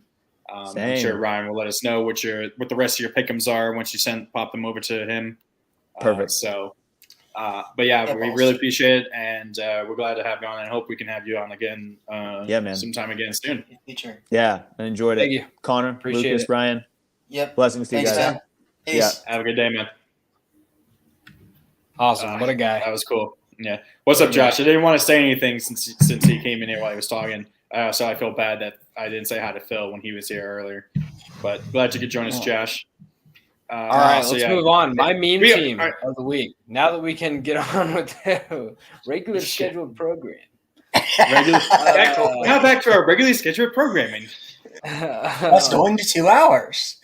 So It's going to be that's over what 2.5 I'm at trying this to, rate. Trying to go. So my meme team of the week is actually going to be Penn State, and the reason for that is they were actually only down 2 points with 9 minutes left in the game, and they ended up losing by 13. They ended up losing by 13. They out yarded, I guess is the word you could say. Outgained. There you go. Ohio State. Ohio State by 30 yards, which is actually really impressive, especially with how good Ohio State's offense is. They just had 4 turnovers, so you can't do that and expect to win. JT, I think had all of them. He had 2 fumble recoveries and 2 interceptions. Yeah. So then he had all 4 of them. All 4 of them. God So damn. yeah. So my meme team of the week, and I'm sorry, Josh, I had to do it. You're all good old Kentucky Wildcats. It's football. It's basketball season now. It's basketball season, and it's basketball season in Lexington right now. Hey, you guys will probably make a bowl game, so you can I can add another trophy to the pump up video for next year. It's all good. Let's just say We should just do some since their season's over. We should just do a Kentucky pump up basketball right pump now. video Yeah. for Josh. We should do that for VT as well at this point because VT is clearly a basketball school at this rate. But no, what I was gonna say is Kentucky's season since the Ole Miss game has literally been the embodiment of that play where Will Levis hits his receiver and his receiver gets absolutely cracked. Gets absolutely yeah. Dude, seeing you say that reminds me of an SEC short about Alabama. It was like Bama lost. Bama loses. No, Kentucky will probably be in the Las Vegas Bowl. There you go. No, all I remember from this one particular SEC short is like it's the game that LSU or Florida State expects to play in every year. Tax Slayer Bowl. Just like, Yeah. No, actually, no. For real though, Kentucky. What about Kentucky Notre Dame for a Cheez-It Bowl matchup? There you go. No. I still have my I have a hoodie for the Cheez-It when Oregon won the Cheez-It Bowl against Michigan State. I got a hoodie. Nice. There you go. Okay, and mine Ken already mentioned it was Michigan State. I mean, that game, even before what happened at the end, was a bad game. Obviously, they had their own what happened with this. He had trouble with the snap moment. Did they have Michigan the same State, guy calling that game? It sounded like it. I think it sounded like no, it might have been. It actually might have been him. I think it was the same person, but because it was the night game for ESPN, so I think it was the same guy. But Mel Tucker, all of a sudden, he gets the big contract extension. Was it after last season or was it before last season? I can't remember. Well, before we get into that, I had told you guys last season that Michigan State was only good because they had Naylor. Haskins. No, Michigan State was only good because they had Naylor, who was a top wide receiver in and college Walker. football, and Kenneth Walker. You see what Kenneth Walker is doing in the league right now. So, Yeah.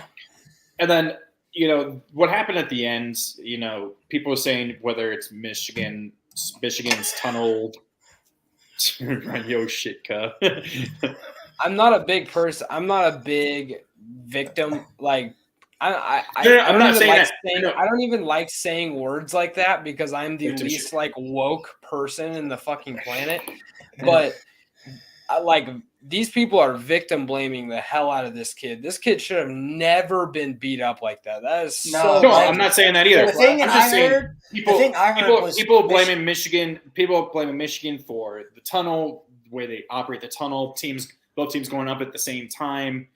There was that standoff. They had the issue with last year. They had an issue with Penn State a few weeks ago. Yeah, they had a standoff with Penn State in the tunnel as well. The tunnel is very narrow. Both teams come out of it. But Notre Dame does the same thing. And then people were wondering how he,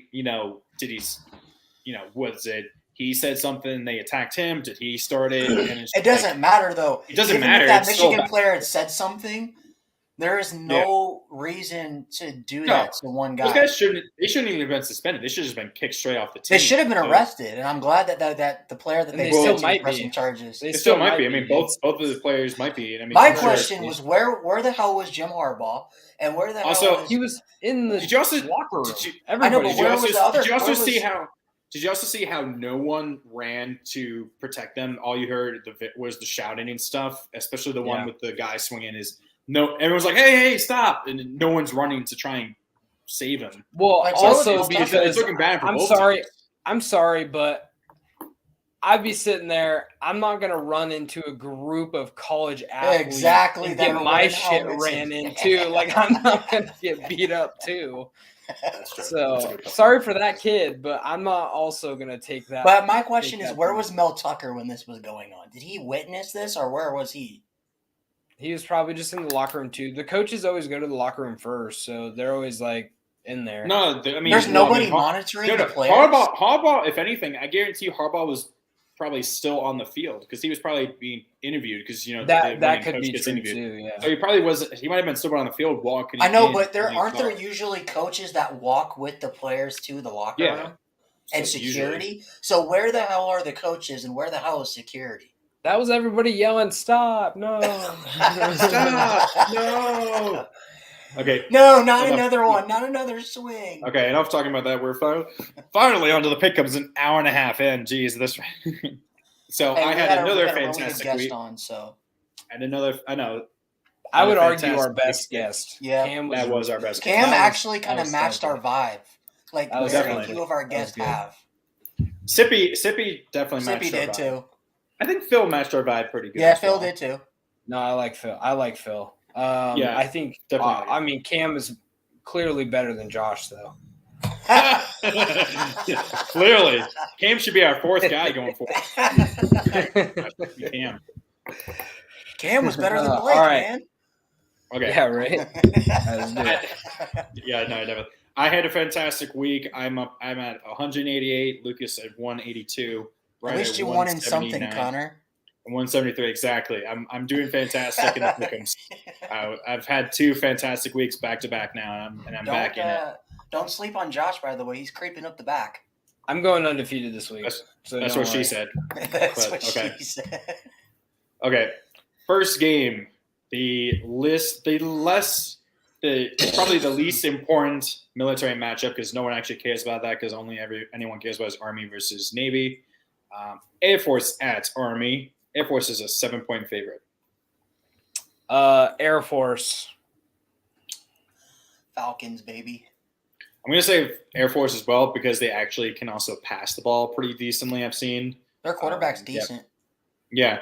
So I think that's going to help. And, of course, I wouldn't be surprised if Army has the ball for 40 minutes in this game.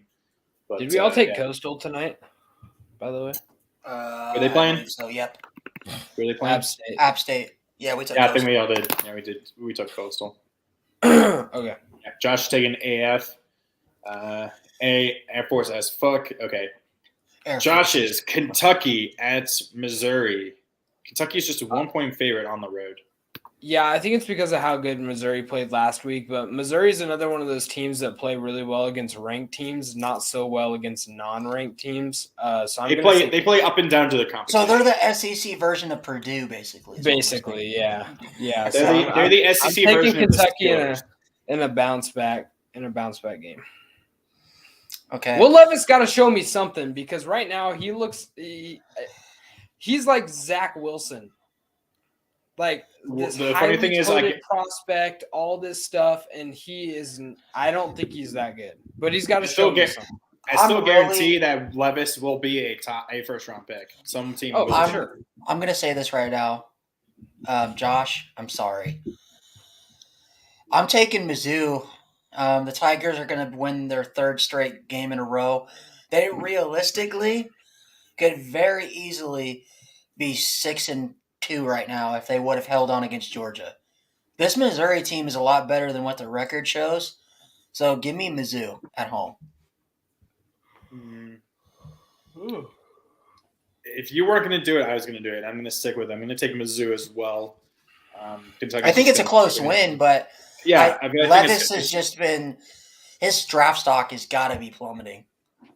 He was probably a It's going top. up. It's probably, if anything, it probably will go up because honestly, he's the 3rd best quarterback behind. I Stroud know, and but he's been Young. playing so bad the last. It doesn't matter. argue It doesn't matter. It doesn't matter. He is this prototypical white quarterback. He's like He's the Daniel Jones. big ass arm. So yeah, that's how it is. Okay, Minnesota at Nebraska. Minnesota's a 16-point favorite. Minnesota wins this one easily. Row the boat. Go Minnesota. Yeah, row the boat. Go Gophers. Row the boat. Yep. If Casey Thompson was playing, then maybe I'd give Nebraska a chance. I thought. Oh about yeah, that didn't he get too. injured? I Yeah. saw him go out with. He was the coldest. And their game. backup quarterback is terrible. Yeah, he's Okay, really gotcha. bad. Okay. Yeah, Josh is like, Jesus, 16 points. Yeah, that's a pretty big margin right there for that. So he's taking Minnesota as well. Iowa at Purdue. Purdue is a 3.5-point favorite. Yeah, I'm gonna. Take Iowa, I think, Purdue. finally scored more than 20-something points this past week. Didn't they score like I'm gonna 30-something? take. I'm gonna take Purdue at home. Yeah, give me the Boilermakers. Give me the Fighting Drew Breeses. Sure. Go Purdue. Okay. UNLV at San Diego State. Will Connor stick with his San Diego State team of the past? Well, they're not as good as they were last year. They They don't my have the feelings. God Matariza. Oh wait, I was They about hurt to my say feelings that. after I was about to say that, but then I stopped myself because of what happened. So It should the rankings right now should be Connor should be at 187 and I should be at 184. But San Diego State blew a 28-17 lead and hurt my feelings against last week. Fresno State. State. But I am still going to take them in this one because every time I pick UNLV, they get blown out. Wait, Fresno came back and won? Yeah. Did I keep? I really hope I didn't do that wrong then. You put the I think Was I it think was I- point. I think I assumed that they were gonna lose, so I gave us all a point. I gave whoever took San Diego State and gave them Me. a point. But I'll go check that in a little bit. But I'll take. does that mean did I take San Diego or did I take Fresno? I don't remember. I'll have to go look at it. I think you guys all took Fresno, and I took Fresno. I know that. So then that means you got it right because we all got the point then, and he didn't. If San Diego State hadn't blown the lead, UNLV. I'm going to take UNLV. I'll go with. Give me the Aztecs. Ooh, I guess I have no idea. Okay, Maryland at Scotty. Wisco. Scotty is a Wisco. Wisco is a 5-point favorite. Surprising. Yeah, I'm taking Wisco at home in this one. Their run game is really, really getting together, and I think they get it done. Oh man, I'm gonna take the Fighting. Damn it! Who played for Maryland? Stephon Diggs. Stephon Diggs. Stephon Diggs, Vernon Davis, Sean Merriman. Chig Okonkwo. Oh yeah, I remember him. He got Yeah, drafted. he's a tight end at Titans. Yeah, Chig Okonkwo. Okay. Right. You taking Wisco? Yeah. I'm taking Maryland. Okay. Lucas took you're taking Wisco. Maryland? Yep. Oh, here's this guy came in, unfortunately. Cam's no longer here. Cam was at the game behind the USC band when Hamill came off. It was a fun night for me as an Irish fan. That's really cool, Walter. Glad you came in here and share that story. We had some new people in for this, so it was pretty cool. Yeah, definitely. Okay, so Tua Tagovailoa is expected to return. I think that's going to be a big boost for Maryland. So I'm going to go with Maryland, and they'll move to 7-2, and I'll be calling for them to be ranked, potentially. The Terps. The Terps. I mean, Tualia. The best team in the state of Maryland. Well, I mean, there's only Navy, and Navy sucks. They're like 3-5, so yeah, definitely. Maryland's better than the Baltimore Ravens. They have a better record. So. They have a better record, I'll say that. Florida at Texas A&M. Texas A&M's 3.5-point favorite. I don't trust either of these teams. I'm just going to say straight up. I'm taking the Gators. They actually looked decent against Georgia last week until the end of the game. So I'm going to take AR-15 and the Gators. Wow. So you have the Aggies starting off 3-6 after the number one class in the history of college football. Yep. How much longer until Jimbo gets fired after this game? Because guess what? Whenever they can find $95 million. I was gonna say whenever they can get enough to buy him out. I don't know. I mean, and then VT will be like, "Fuck it, we'll take him." It'll be like a Charlie Weiss situation with Notre Dame, where they'll fire him and they'll pay. Notre Dame was still paying Charlie Weiss till 2018, so. Jeez. It's like Bobby Bonilla Day, except for college head coaches. Gotcha. But yes, where he gets paid. Give me the Gators to chomp the Aggies to 3-6. Yeah, I'll take Florida as well, and I think Josh kids, takes Florida as well. Recruits, if you ever watch this, which probably not, half of them got suspended. This is a reason why you don't go to places that pay you to play. Yes. because this is what Or happens. if you do get suspended, now you have racks and you're not even playing football. You don't care. Oh man. Okay. Best job in the world is being a fired head coach because you're still bringing us true. I mean, Matt Rule, he's going to be getting he still is owed like $40-something million by the Panthers, and they have to pay him. So he doesn't have a job, and he's going to be kept paying by them for the next 3-4 years. He's going to come back and be a good college coach. He might even take that Auburn job. Come be an OC at Notre Dame. No, dude, He should take that Auburn job. No, he goes to exactly. He goes to Auburn. He leads them to a national championship within 2 or 3 years. I'm calling it right here and now. I can see it. That's just what's. Now watch Brian Harsin. He turned Temple and Baylor around. And Brian Harsin will go to UCF, go 12-0, and claim another national title. No, claim another national title. They go to Nebraska. Okay. So Marshall at Old Dominion. Marshall's a 3-point favorite on the road.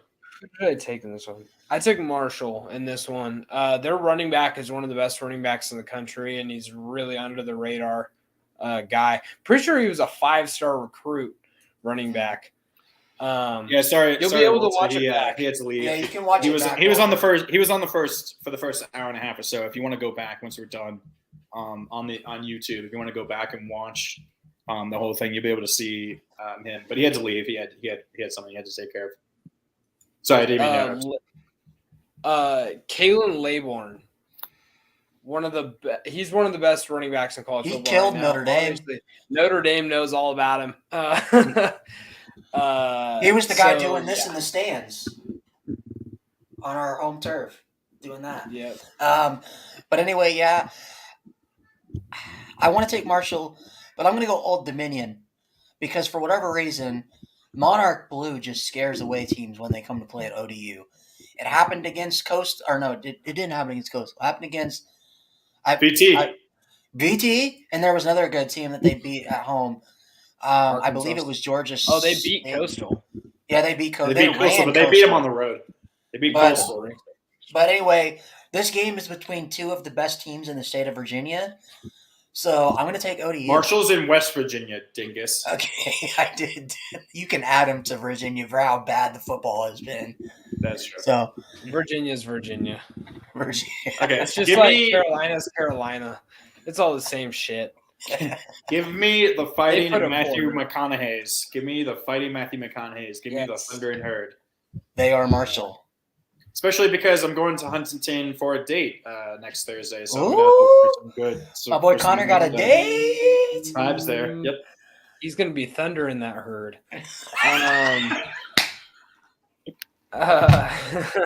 Dude, I'm going to tell you right now. I think I told her I'm doing my podcast. I think she's watching. I think she just heard you say that. Oh my god.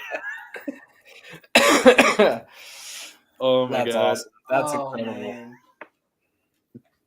God damn it. Anyway. I'm going to have to apologize for her. I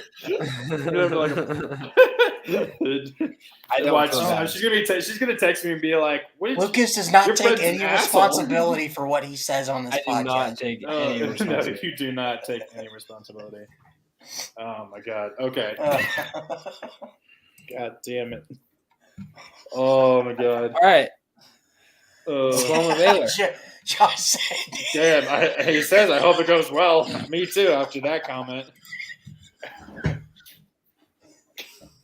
Oh my god! Anyway. Oh my god. Okay. Baylor, Oklahoma. At Oklahoma. I'm taking the Sooners in this one over Baylor. Oh. Baylor's looked better as of late, but I still think Oklahoma is probably a better team. I was gonna use this to kind of add on to what Lucas said that Connor's gonna go boomer that Sooner. Oh my god! But I'm gonna take the Bears. Give me Baylor. Good for my boy. God damn it! I hate you guys so fucking much. Good for my boy. God damn it! Give me. God damn it! Give me Oklahoma. Oh my god! I can't even talk right now. Oh my god. Oh. West Virginia, Iowa State. Iowa State just doesn't work. I'm taking all the favorites. I feel like I'm gonna take Iowa Oh. State at home just because that defense. I think it's gonna be tough for West Virginia to score.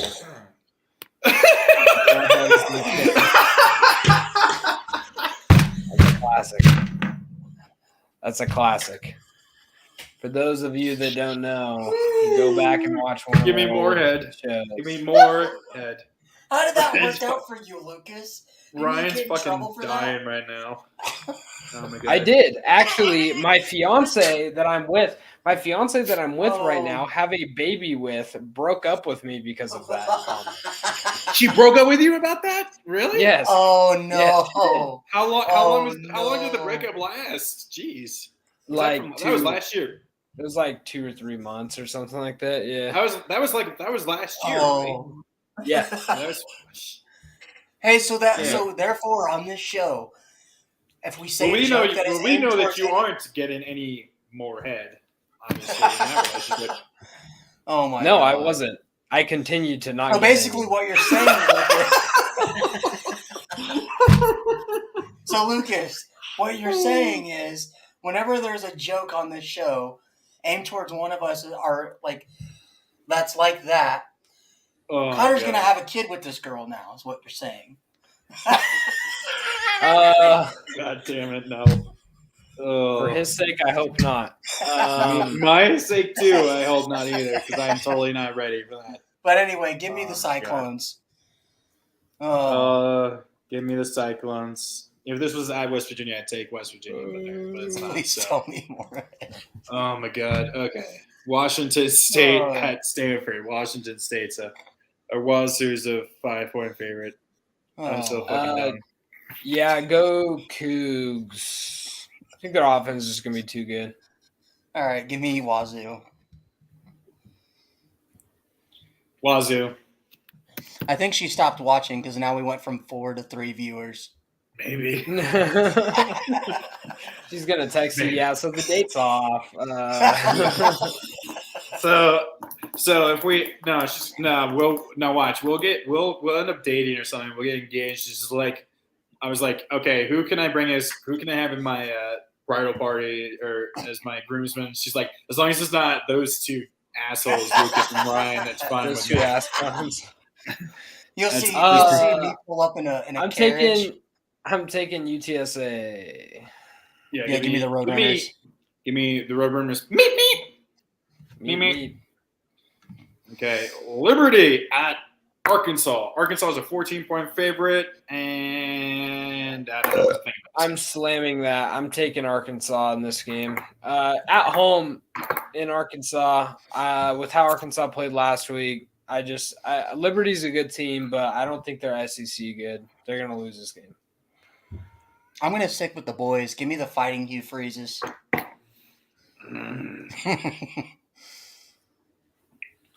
What if Hugh Freezen's up at I Auburn? will say though, No, he Liberty just signed Liberty- like an extension through like 2028. Oh, okay.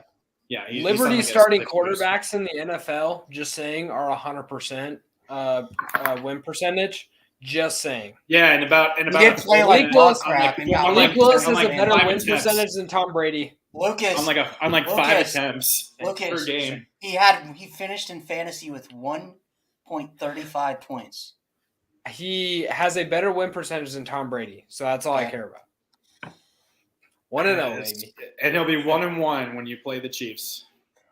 No, when they play the Tannehill's coming Broncos. back. They play the Tannehill will Broncos. hobble out there. Tannehill will hobble out there against the Chiefs. What Malik about is the not- Broncos, Lucas? Yeah. You guys play the Broncos next week. Yeah, the Titans by 1,000,000. With Malik but Willis? no, Tannehill is fine. Malik Willis played that game only because we knew it was Houston and we knew Derek could just carry us to a victory. Tannehill can't carry you to a victory versus the Chiefs. You have one less receiving No, yard. but he gives as us a your better entire- chance. You literally have one less receiving yard for your entire receiving core than AJ Brown has by himself. But what's That's our fantastic. Yeah, and they're 7-0, so I know Lucas is missing AJ Brown so much. he is. Right. 5-2. Right. Okay, I'm gonna We got the take. best I'm gonna running back in football. We'll be all right. give me Will Pig Siri. Give me Arkansas. Oh, I didn't know that. I didn't know that's how you said Kenneth Walker, but okay. So South Alabama at Georgia Southern. South Alabama USA is a 4-point favorite on the road. Yeah, give me USA. USA. Give me South Alabama. Yeah, give me the South Alabama Jaguars. Connor's just skipping over me every pick now. Yeah, because you take way too fucking long. All right, Auburn Okay. and Mississippi State. I'm gonna take Miss State at home. Yeah, Are you taking those points? You taking the 12.5 points? Yeah, I can see that. Running up the score at the end. I'm going to take the Cowbells as well, but I think it's a close game. We've seen the last few weeks that teams that fire their head coach typically either have a close loss or win a game that they shouldn't the next week. Give me Mississippi State. So it's a clean sweep for them. Okay, here we go. Here's a boy. Houston at SMU. SMU is a 3-point favorite. If Preston Stone was playing, we'd be all hammering on SMU right now. Yeah, I didn't know that dude broke his collarbone, so I took SMU, but now I'm going to switch it to Houston because I didn't know that happened. So this game is on NFL Network, and I believe that Houston has a player in Case Keenum that is an NFL quarterback. Therefore, I am taking Houston in this game. That was dumb. Hey, you know what? Who cares? No, it's just like Ryan. You know what's weird is that Marshall always plays on the NFL Network, so I'm surprised they're not playing on the NFL Network. It's just like Ryan's just trying. It's just like Ryan is making up those weird reasons to explain why he's making that pick, just like Josh did for the Harris highlight show. Remember, he would always go on those weirdly long tangents, just trying to explain a pick and stuff. To connect some stuff. It was Randy Gregory, right? That went to Houston. Randy Gregory. No, Ed Oliver. Ed Oliver. That's right. I knew it was He's on your team. No, he's not. No, he's on the Bills. Sorry, he's on the Bills. I thought he was on. He's on my team. I'm a Bills fan. What are you talking about? Yeah, shut up. Okay, I'll take Houston. Unfortunately, BYU. Dear God, I mean they've lost what 5 straight games. 5 in a row. Five in a row straight. playing against. Meanwhile, Boise, a underrated and kind of little talked about 6-2 because they fired their head coach 3 games in. That's why. Yeah, so they're an 8-point favorite. I don't know, man. I really want BYU to not be that bad. I'm gonna say BYU wins. I'm taking them. At this rate, they may not even make a bowl game. But give me Boise State, the Fighting Blue Turfs. Give me the Fighting Kellen Moores. The best offensive mind in the NFL. That is very true. Very true. One of, for sure. Okay. South Carolina. I don't know why. I was trying to say Southern for some reason. That's why. South Carolina at Vandy. Cock Commanders against Vanderbilt. Cock Commanders versus Vandy. Give me Beaver Beamer Ball. Give me South Carolina. Yeah, I'm taking the Cock Commanders. I'm taking Vandy on the road or at home in the upset. Give me Vandy. Ooh. Okay. And the points. Damn. Okay. Florida State at Miami, who is somehow 4-4. So Florida State is a 7.5-point favorite. Florida State's gonna rip them a new asshole. Give me Florida State plus the points. Yeah, I'll take Florida State plus the points too. Dear God, that's so bad. Why is that game even on ABC as the night game? Jordan Travis had a really good game last week too. Because they just want to punish as many people as possible, Ryan. That's why with seeing Miami. Well, it's because it's a rivalry game, and they want to see Miami get slaughtered on national television, TV for all the recruits to see. You know what's funny for this game? Micah Pittman, wide receiver for Florida State, was formerly obviously a wide receiver at Oregon. He said that this is the biggest rivalry he's ever played in because every time Oregon played Oregon State, Oregon would just slaughter them, and it wasn't really. Well, now it's going to be the same thing. But now it's going to be no different. It's literally the same shit. It's kind of funny. Okay. James Madison at Louisville. I think James Madison is on a 2-game losing streak. Because I think they were 5-0 when they were Yeah, ranked. they had a bye week this past week, so they had 2 weeks to prepare for Louisville. Yeah, and Louisville's a 7.5-point favorite. Some of Louisville's a low key 5-3. I thought they had a worse record than this. I'm actually going to take Louisville. They played really well last week, and I really like JMU just because it's their first year, but they're not really playing for anything. So after losing 2 games, I just think they're going to kind of fall off, and Louisville's going to take over. We're past the 2-hour mark, guys. Let's go. I'd take Todd. I would take JMU if Todd Senatio was playing, but he's not. So give me the Cardinals. That freshman sucks too. So Yeah. The freshman quarterback. Yeah. Okay, yeah, give me the Fighting Lamar Jacksons. Go Louisville. Okay, number 25, UCF at Memphis. UCF is a 3.5-point favorite. Yeah, UCF wins this one. Yeah, give me the Knights. I think it's a close game, and this could be a trap game, but I'm going to take the Knights. Yeah, I'll take the Knights as well. Memphis is literally the Falcons of college football this year. Pretty much. Basically. Pretty much. Okay. Number 22, NC State at number 21, Wake Forest. And Wake is only a 4-point favorite at home. This will be a fun game to watch, but I'm going to take Wake Forest. Just a better offense. NC State, like I said, without Leary, just looks really bad. So, yeah, Wake Forest. NC State has a great defense. Wake Forest has a great offense. NC State has a terrible offense, and Wake has a terrible defense. Something's got to give, but I think Wake is just too much offensively for an NC State. Yeah, I'm going to take Wake and those points. Syracuse, number 20, Syracuse at Pittsburgh. Pittsburgh is a 3.5-point favorite. Yeah, I think Pittsburgh could give them some trouble, but I do think Syracuse is still a really good team, regardless of their Depends last if two Garrett losses. Schrader is going to play. I don't think it really makes a difference. You think Del Rio could? I think they'll be. I think they'll be fine because their team's good enough. I mean, you look at those last 2 games; they lost against Clemson in a close one. Notre Dame, who we've already talked about being probably better than a 5-3 team. They just haven't gotten things together. So I think Syracuse is going to get it done against Pitt here and get their season back on track. And people don't realize that Pitt has actually one of the worse home field advantages in college football for whatever reason. So I'm going to take Syracuse.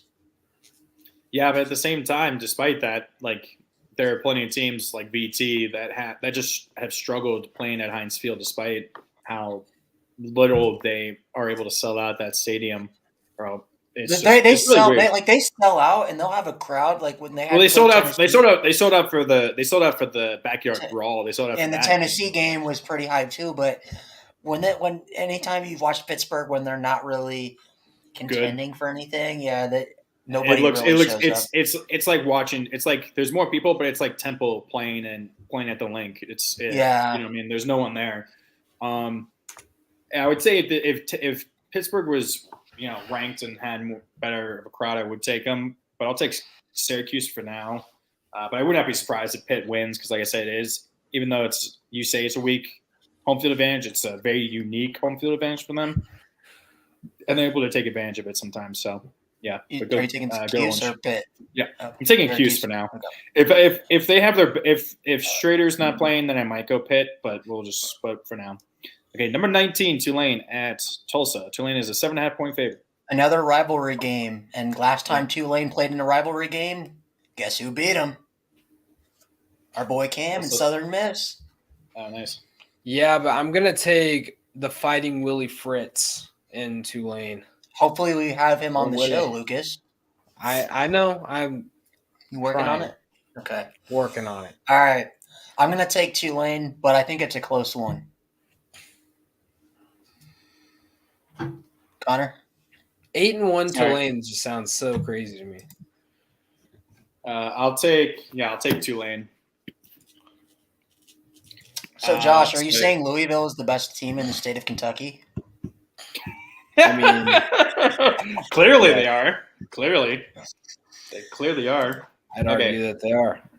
What do I think? Number 18, Oklahoma State at Kansas.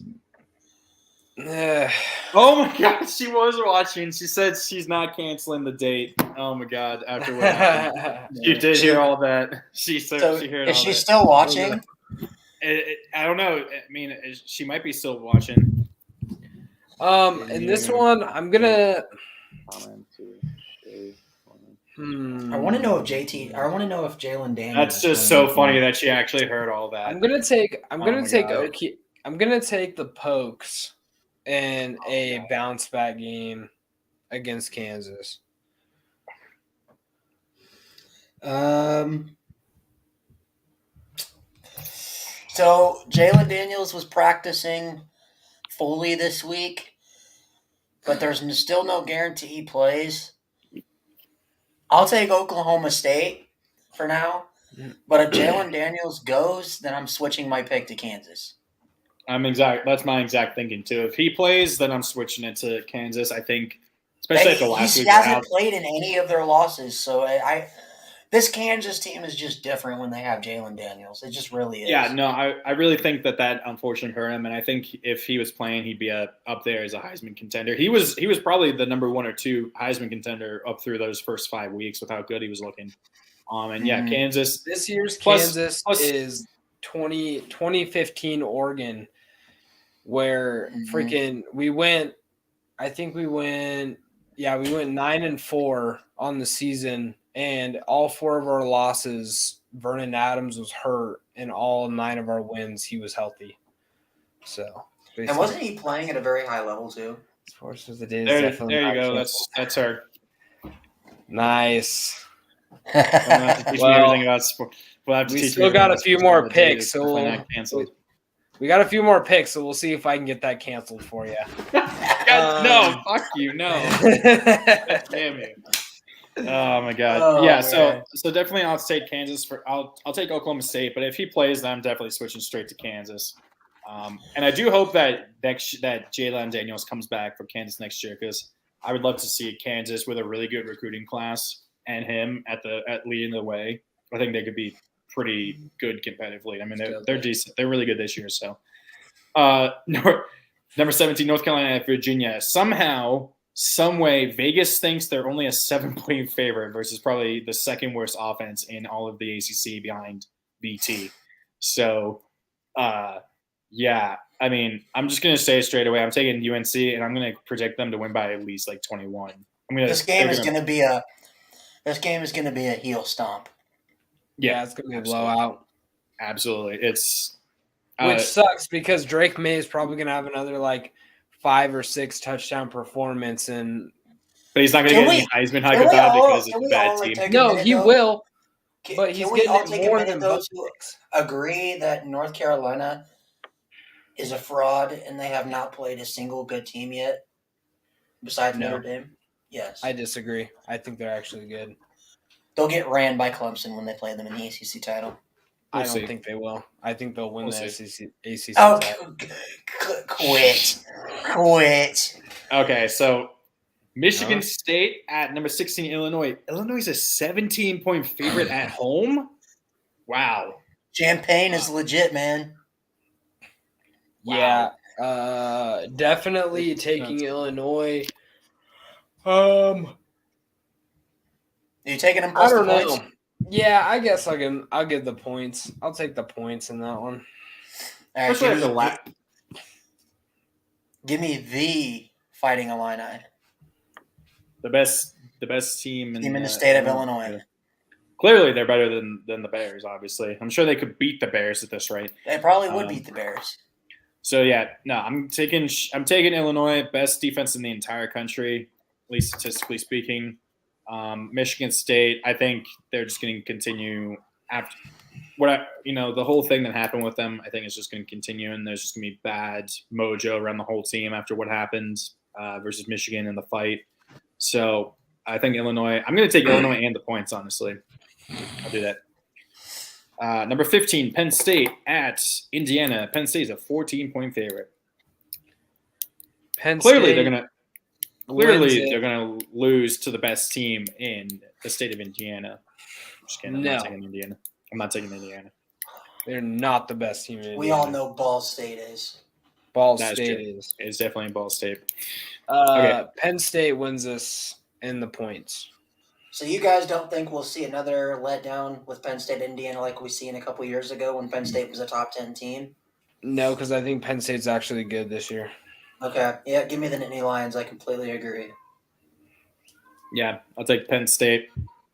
Number 6, Alabama, only against a way too highly ranked number 10 LSU. Bama's a 13.5-point favorite. I think LSU should definitely be like 15 or 16 or something. They shouldn't be this highly ranked. I don't mind them at 10 just because they were an extra point away from just going to OT with Fresno State or Florida State. Well, you got Fresno State because they are the real FSU, but go ahead. With Florida State in the first game of the season, Florida State's obviously looking like a decent team. And then obviously getting dog walked by Tennessee. I mean, who hasn't other than Bama? So I'm going to take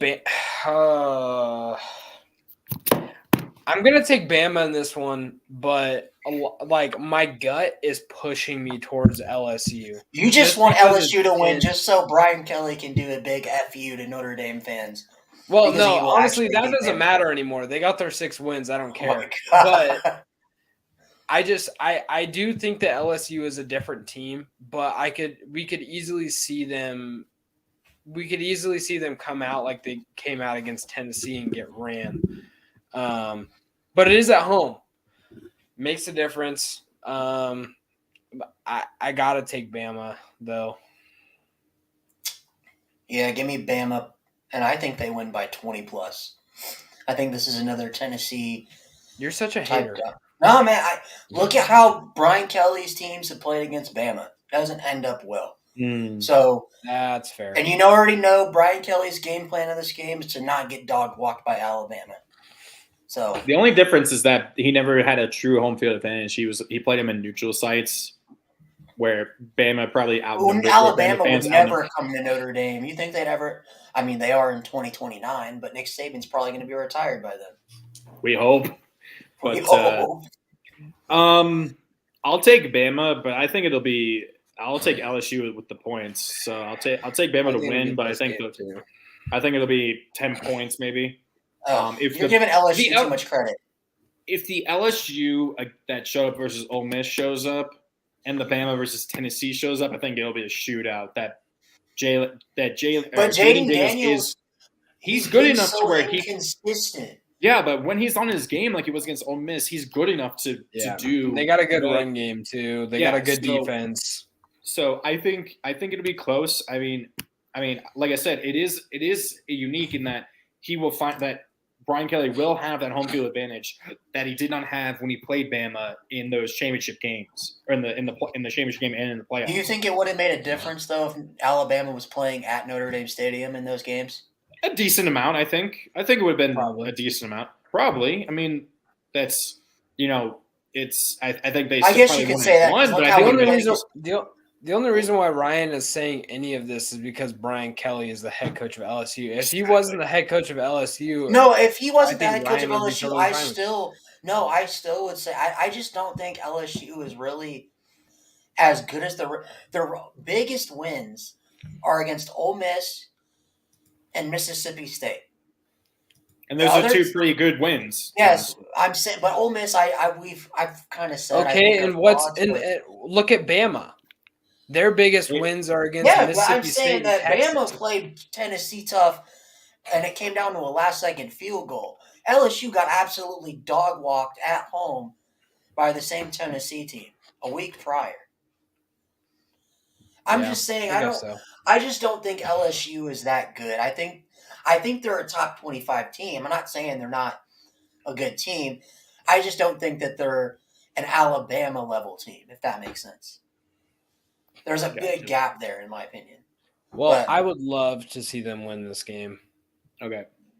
We got to move it on. Arizona at number 14, Utah. Utah is a 17.5-point favorite. 17.5 points is a lot considering the Arizona just lost by what? 13. No. Yeah. Was it 8? Yeah. Lost by 8 to USC. So with Utah only beating football math, with Utah only beating USC by 1 point, Arizona only losing to USC by 8 points. 17 is a lot of points. I'm gonna go Utah, obviously, but I'm gonna say by 14. I'm not gonna go with the points. Okay. I'm going to go Utah as well. The Fighting Cam Risings. Is Rising even Utah. playing? Probably not. They'll I still don't win. even know. He didn't play last The backup quarterback played pretty decent. Not going to lie. He was all right. Okay. Number 11, UCLA at Arizona State. UCLA is an 11-point favorite on the road. So they'd be a 2-touchdown favorite at home. I think this is more like a 17-point difference. I think UCLA dominates this game. Another reason I have an issue with LSU at 10 is because I think UCLA would absolutely dog walk them. But anyway, give me Isn't it the Bruins actually at home. UCLA 12 Bruins. and Ole Miss is 11? Yeah. I got it messed up. My bad. That's all fine. right. That's fine. Yeah, give me UCLA. I'd probably take the points as well. So, yeah, all these ranked Pac-12 teams are suddenly again really bad teams play against, like Oregon's playing against Colorado. So it's just causing weirdness, and these are pretty much going to be free wins probably. I like it because our last 3 games are against good teams, so we get some cupcakes before our tough part of our schedule. Fair enough. You get some appetizers. Cal at number 9, USC. USC is a 21.5-point favorite. You're just going to take USC with the points? I'm not taking the points here because Oregon was only Oregon was playing at Cal. I believe they were 17. They were an 18-point favorite at game time. They won by so exactly 21.5 by USC. I just think, honestly, at this point, and this may be just my bias showing, but at this point, I just think Oregon is that much better than USC. I really don't think USC is that good. And so I'm not taking 21.5 with a 10-inch pole or a 10-foot pole. We also talked about it. Look how they played against Arizona, and look at how Oregon played against them. And I think we beat them by 20, and they beat them by 8. So, yeah, 21.5 is a lot of points. I think they still win it, but not by quite that much. Maybe 14, maybe even less, like 10. I could see this being a decent. Plummer looked good against the Ducks at the beginning of that game. Oregon just took, their offense is just too good. But Cal has shown Lucas, you've seen it when he played him. Cal has shown flashes this year of being a somewhat decent team. Yeah, they have. Would you be surprised at all if USC, like if this was a 3 to 7 point game for a majority of the game? Because I wouldn't. I wouldn't. I would not be surprised, but I'll take USC just because I feel like they have a little bit more talent. But I would not be surprised if Cal somehow, some way, in a Pac-12 After Dark game upsets USC. That'd be crazy. Pulls like a Stanford beating them, but when they were like Cal always is somehow in the middle of like a late upset on Pac-12 After Dark. It's the same thing with Stanford. I just remember what's his name. His last name was Bowers, I think. He had that running touchdown where he got flipped in the air and beat a number 8 ranked Wazoo on Halloween like 4 or 5 years ago. It was at Cal. I don't remember that. Yeah, I remember both Clemson and Wazoo lost on Halloween the same day on the same night because it was they were both like Thursday night games a few years ago. Okay, Texas Tech at TCU. TCU is an 8.5-point favorite. Gonna keep riding the Horny Frogs. I'm riding the Red Raiders, baby. I think TCU is going to have a letdown one of these games. I promise you. I'm going to pick against them for the rest of the season because I think they're going. One of these times I'm going to get it. They're going to have a letdown game because I do not think they are that good. And Texas Tech has proven to win games against good teams. Only 8.5 at home. I think somebody knows something that we don't. Texas Tech, I'm gonna take them in a close game. You know who I'm going with? Give me The Horny Frogs. The Horny Frogs of Texas Christian University. Christians are very horny, so. The Horny Frogs, like Connor on his date.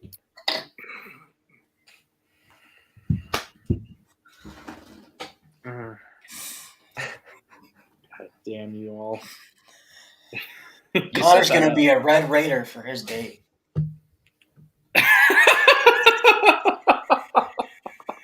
Something's going to be red.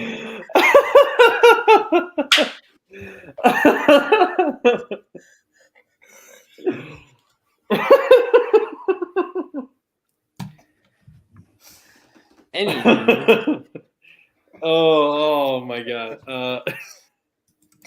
Oh my god. Oh, okay, next She's game. still here. Yeah, she's probably still here. She's probably heard all of that. Oh my Left god. on red. Did you take TCU or Texas Tech? I haven't said.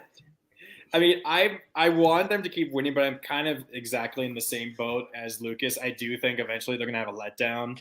I would love to see. They them have win a out, pretty easy schedule left now. They got through which their only makes it already. even more like which actually makes it more likely they're gonna have a letdown. Honestly, that's the ironic thing is they'll have a letdown against a team they shouldn't lose to, like a Texas Tech or Yeah, the or best West team left on their schedule. Let me like the best. I mean, is they Texas. almost lost to West Virginia. Like that, and West Virginia is terrible. They're So, the toughest games left on their schedule are Texas and Baylor after this game. And they I mean, still, okay. but they still I wanna- have. okay, like, that's a little bit more defense with understandable. Iowa State, like I'll take TCU, but I honestly are those games both Texas and Baylor? Those at Texas and Baylor? Texas. Wait, let me see. away. They're at Texas and at Baylor. Oh, I'd be whenever they're taking. I'd probably take Texas in that straight up. Yeah, the Iowa State game is at home soon. Okay, yeah. So All I'll right. take TCU for now. So okay, Michigan at Rutgers. Do we take? I got it, Ryan. Do we take Michigan with the points though? 25.5. Yes, because I'm pretty sure who was it? Oh, Minnesota just beat Rutgers 31-0. So I'm taking Yeah. Michigan in the points. Are you taking them plus the points? Oh yeah. He's taking All right, yeah. he's Give me the slamming that. Wolverines. Give me the Wolverines and the points. The Fighting Hassan Haskins. Yeah, give me Michigan and the points.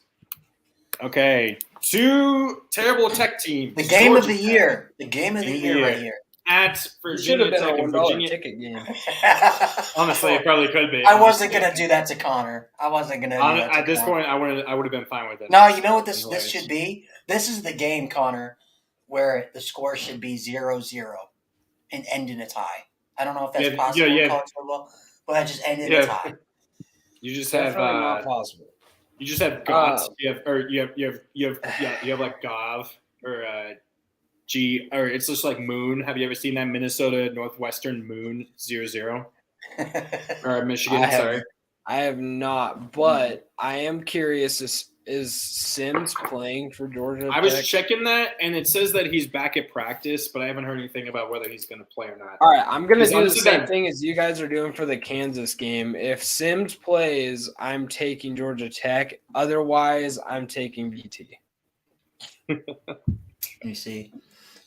Uh, I haven't seen or heard anything about that. Is it even televised? What is RSN? I have Raleigh. I think Raleigh Sportsnet. What the hell is that? I don't know. Is that some East Coast? I don't know, but What is, I'm let gonna do- me look that up real quick. I'm going to do the same with Lucas. I'm going to take Georgia Tech if Jeff Sims plays. If he doesn't, give me Virginia Tech. Mainly because their backup quarterback has the IQ of a rock. Ran right out of bounds versus VT or UVA. Oh man, that was funny. I guess I'm also going to do the same. No, the show No. will not be televised. It will not be televised. No one would want to watch this shit. That shit show. I've said it, and I'll keep sticking with it until VT actually wins. I won't pick him, so I'm going to take just Georgia Tech straight up. I'd be happy to lose a point here if VT actually shows up, but like I said, they outside of their third quarter versus NC State, they had 41 yards of offense. They had 251 all of a sudden in the third quarter, but then they went back to sucking in the fourth quarter. So, you know what I mean? Ducks in the points, dude. Bo Nix is going to have 7 touchdowns this game. The fact that this game is going to be on ESPN and not Pac-12 Network. Yeah, it blew my mind. But anyway. They genuinely just they're pushing so hard for the East Coast to see Oregon games. They're pushing so hard in Colorado to get embarrassed on national television. Yeah, I guess so. Yeah, somebody. Guys, you'll love this. She said, "Haha, all good. Guess we will see if you thunder my herd." Oh my god. She said she's fucking dead from all this. Josh, you're hilarious, but you're just honestly, Josh, I'm gonna hear this all year. He's just mad because Bo Nix is better than Will Levis, and we all know it. Will Levis is dog water. I guarantee you though, Will Levis will be drafted higher than Bo Nix. Bo Nix will probably be like a 5th round pick and then end up playing like exactly. Zappy. Yeah. Nix will be like a 4th or 5th round pick. And he'll steal the job away from Bailey Zappi. But I'm not worried. I'm not worried about the league. No. He goes to Tennessee and takes it from Malik Willis after. I'm cool with that. But I am not worried about the league. The league, they see players and they're like, oh, we can develop them. They're the same people that said Drew Lock was a 1st round pick. Right now, Will Levis isn't on Bo Nix's level. It's not even close. So I'll keep hearing that, Josh. But Bo Nix is the truth. Hey, but we all know nobody's on the level of Drew Pine. That's just an astronomical level, man. I was going to ask Cam if quarterback had anything to do with it because you guys don't have a quarterback. Hey, you want Drew Pine, Connor? I'll take Grant Wells. I'll take fucking Drew Pine. I'll take him. I'll take Tyler Buckner. You'll take Tyler Buckner with a bum knee and a bum. I'll take his ass. He'd be like Daxton Burmeister, except he probably can actually throw a little bit better. I have this garbage. Let me trade it for your garbage. Exactly. One man's garbage is another man's treasure. So I'm sure. Oh, we all took the Ducks, right? Because I think we're taking the Ducks. We're taking the Ducks and the points. All right. Okay, Georgia State at Southern Miss. Southern Miss is on like a 3-game winning streak? 3 or 4 game win streak, I think. Yeah. I think. Oh. Give me the fighting Cams. I always forget his last name. I don't know why. Cam Harrells. Cam Harrells. Give me the fighting Cam Harrells. Yeah, give me the fighting Brett Favre's. Just as long as he doesn't steal any money from them. Give me the fighting. Are you taking Southern Miss for the points? It's 2 points. All right, give me Southern Miss as Oh well. my god, that girl. She says, she's right here, but she says she was on FaceTime with her best friend during this whole stream. So her best friend heard all of that. Good. Subscribe. Her best friend said, wait, no. Her best friend said she was dying laughing and said your friends are chill as fuck. So yeah, she has to know what she's getting into. Yeah, Brandy and Tessa. Please like and subscribe to the channel just so we get to 80 subscribers. And go get you some Dubby and put it in your alcohol so that you're energized for Connor. It's funny how we haven't been sticking with that. We actually haven't been sticking with Dubby at all. But they haven't put any of us on their stuff. So we're like half promoting for them. Like it doesn't make any sense. It's terrible promoting on their part. Yes, that's true. Okay, cool. So we all taking Southern Miss? Yep. Guest picker. Somehow Clemson is 98-0. What? Wait. I noticed that. I was like, Ryan, wow, they won 98 straight games. I was tired, okay? God. Clemson's good, dude. Clemson's damn good. Sure. Damn. They're 98-0, and yes, they haven't won a national championships. Yeah, they won. Yeah, they won every year. They played Yes, Furman okay. in the Citadel like 98 times. Exactly. Okay, Clemson at Notre Dame. Clemson's a 3.5-point favorite. So Cam already took Notre Dame. Of course, he had to take Notre Dame. Of course he did. Actually, I am going to take Notre Dame to win this game.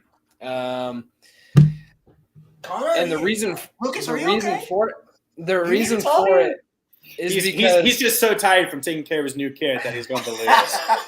I really think that Clemson could lay an egg here at home for Notre Dame. This is one of those games where it's like Notre Dame just seems to show up in like big time games this year and then lay an egg in the bad ones, like in the games The they fact should that they win. played, So they played Syracuse, the best that anyone has played Syracuse. They played North Carolina, the best that anybody played them, and they played Ohio State better than anybody else has. It's just, it doesn't make sense. exactly. And so with that being said, I think Notre Dame is going to get it done late.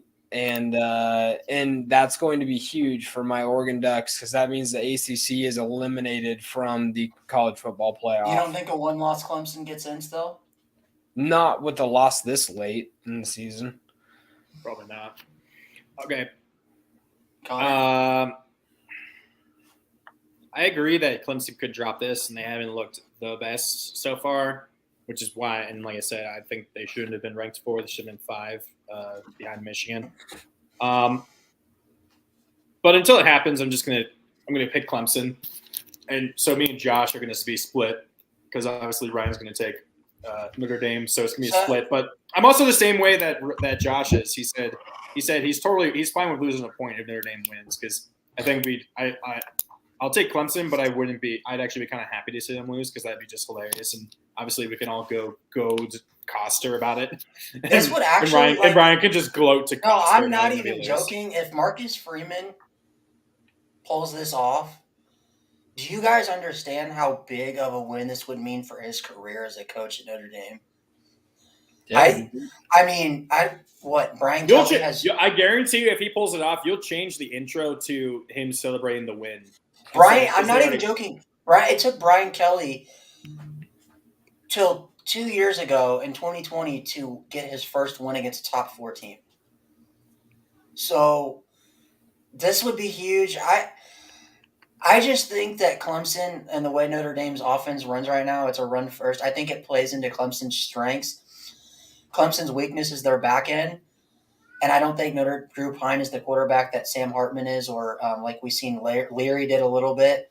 That's going to be able to expose Clemson's back end. I'm going to take Clemson, but I think it's going to be a close game. I think it's going to be a valiant effort from Notre Dame. I think Clemson scores a late field goal to win. But I would not be surprised if Notre Dame won. I think it comes down to which DJ do we get this game, like which version of him shows up, and which version of Notre Dame shows up, the one that played Ohio State and Syracuse or the one that faced Marshall and Stanford. That's what this game comes down to. Yep. So, Okay, got it. And then the best game of the season. Apparently, this is now the most expensive ticket in all of college football history. The cheapest tickets for like $656. Before the season, it was under $200. So yeah, Didn't Lucas say that let's move on. Didn't Lucas say that Tennessee was going to win the SEC this year? I'm pretty sure. Or at least win the SEC Probably. East. No, I think he said Probably. SEC title. I'm pretty sure. He originally said SEC East, but I think he switched it when he started. So we have number 1 I was all about Tennessee Tennessee. at number 3 Georgia. Georgia is an 8-point favorite. I don't like the points. I don't like Neither do that. I. The points scare me, but I love me some Rocky Top. Unfortunately, I'm gonna pick Georgia to win this game. And the reason being, it's mostly coming from an Oregon fan, because I need Georgia to just win out, run the table, give Alabama their second loss, keep Tennessee out of the SEC title game. So I need them to run the table, but honestly, Make your 49-3 drubbing look somehow a little bit better. No, it doesn't really have anything to do with that, but it's mostly just so there's less because there's a genuinely realistic situation where 3 SEC teams get into the college football playoff. I mean, we can all agree. We would hate that. Very possible. But we It would is hate extremely possible. But if Georgia runs the table, that's not going to happen. There's probably only going to be 2 at that point because we're pretty much guaranteed 2 SEC teams every year. Yeah, I'm taking UGA to get it done at home in Athens. Ryan? I'm going to go with Lucas's formerly known as his favorite hooker, but now it's my favorite hooker. Since Lucas is straying away from the hooker I feel path. terrible. I feel terrible. Now that Oregon has a chance. He's not giving his money to that hooker anymore. No, I blew He is her no out longer. too hard. I'm He is done no with it. longer the pimp. I am. So give me my favorite hooker and the Tennessee Volunteers to stay No, undefeated. Connor's the pimp. I mean, look at No, him. I'm the pimp. I was the He's one who playing. gave him, or I was the one who gave Hendon Hooker to Tennessee. Right? We were the one who recruited him and got him. You're like, here, just take this really good player. Go Go have yourself a night. Go get a few Exactly. drinks and go win Exactly. yourself a natty. And that's why, because I was the one who gave it to him, and the only way I'm going to have any happiness and satisfaction this season is to see him win the Heisman and win a national title, even if it is Tennessee, which that's kind of somewhat of a geographical rival of VT, is because Tennessee's going to win. Tennessee, give me the fighting Hendon Hookers, give me the Jalen Hyatts. Dear If God, Tennessee I'm so wins pissed. this game, I will be Tennessee even wins more this game, they're winning the national mad title. at Fuente. If they win this game, it's We not can even going to be understand that, close. right? We all know that if Tennessee wins this game, they're winning the national What is the title. rest of their schedule look like? If the winner, whoever wins this game wins the national title, are we going to say that whether it is Tennessee or Georgia? No, No. because Georgia. Georgia looks beatable. Yeah, I mean, so does Tennessee, but I'm just saying, Tennessee. late. Tennessee has showed Tennessee- a lot. The only Tennessee problem showed for a lot Tennessee less is cracks in the armor than Georgia. well, Tennessee has. also they have the worst pass defense in the entire Tennessee? entire power. They They're have, always gonna they have the worst. holes. They have Well, the because worst their pass offense defense in the scores so entire much. pass. Yeah, no, they have the worst pass defense in the entire Power 5. Okay, so Tennessee next week after this game, next week they have Missouri at home, then they're out on the road for South Carolina, and then they get Vanderbilt. If they win, they win out probably. I mean, Wait. dear God. Read what Josh said. Season ban Because they don't want him in the playoff. That's because true. of the that will McDonald's be. bags. They will be. They will be really, really weird. The Cam McDonald's bags. Yeah, give me the fighting Hendon Hookers, the best hooker in the entire country. Go Tennessee, go Rocky Top, go Jalen Hyatt, and my sadness at the utter incompetence of Justin Fuente will continue to grow and fester and drive me. And I will continue. And literally, I guarantee you, the top comment on Reddit in the post game, if Tennessee wins this, is fire Justin Fuente again. Fire him. We're gonna fire Justin Fuente again. Take his whole family. Take his family. Fire his whole family. Okay. And then the $1 ticket game, the worst game that you could go to. Is there actually tickets available for $1 here? I think they're actually giving away free tickets. I'm not even joking. Really? So South Florida at Temple. South Florida is a 3.5-point favorite. The taking Fighting the Gary Bulls, Bohannons. We taking the Bulls? We're taking the Owls. What's going on here?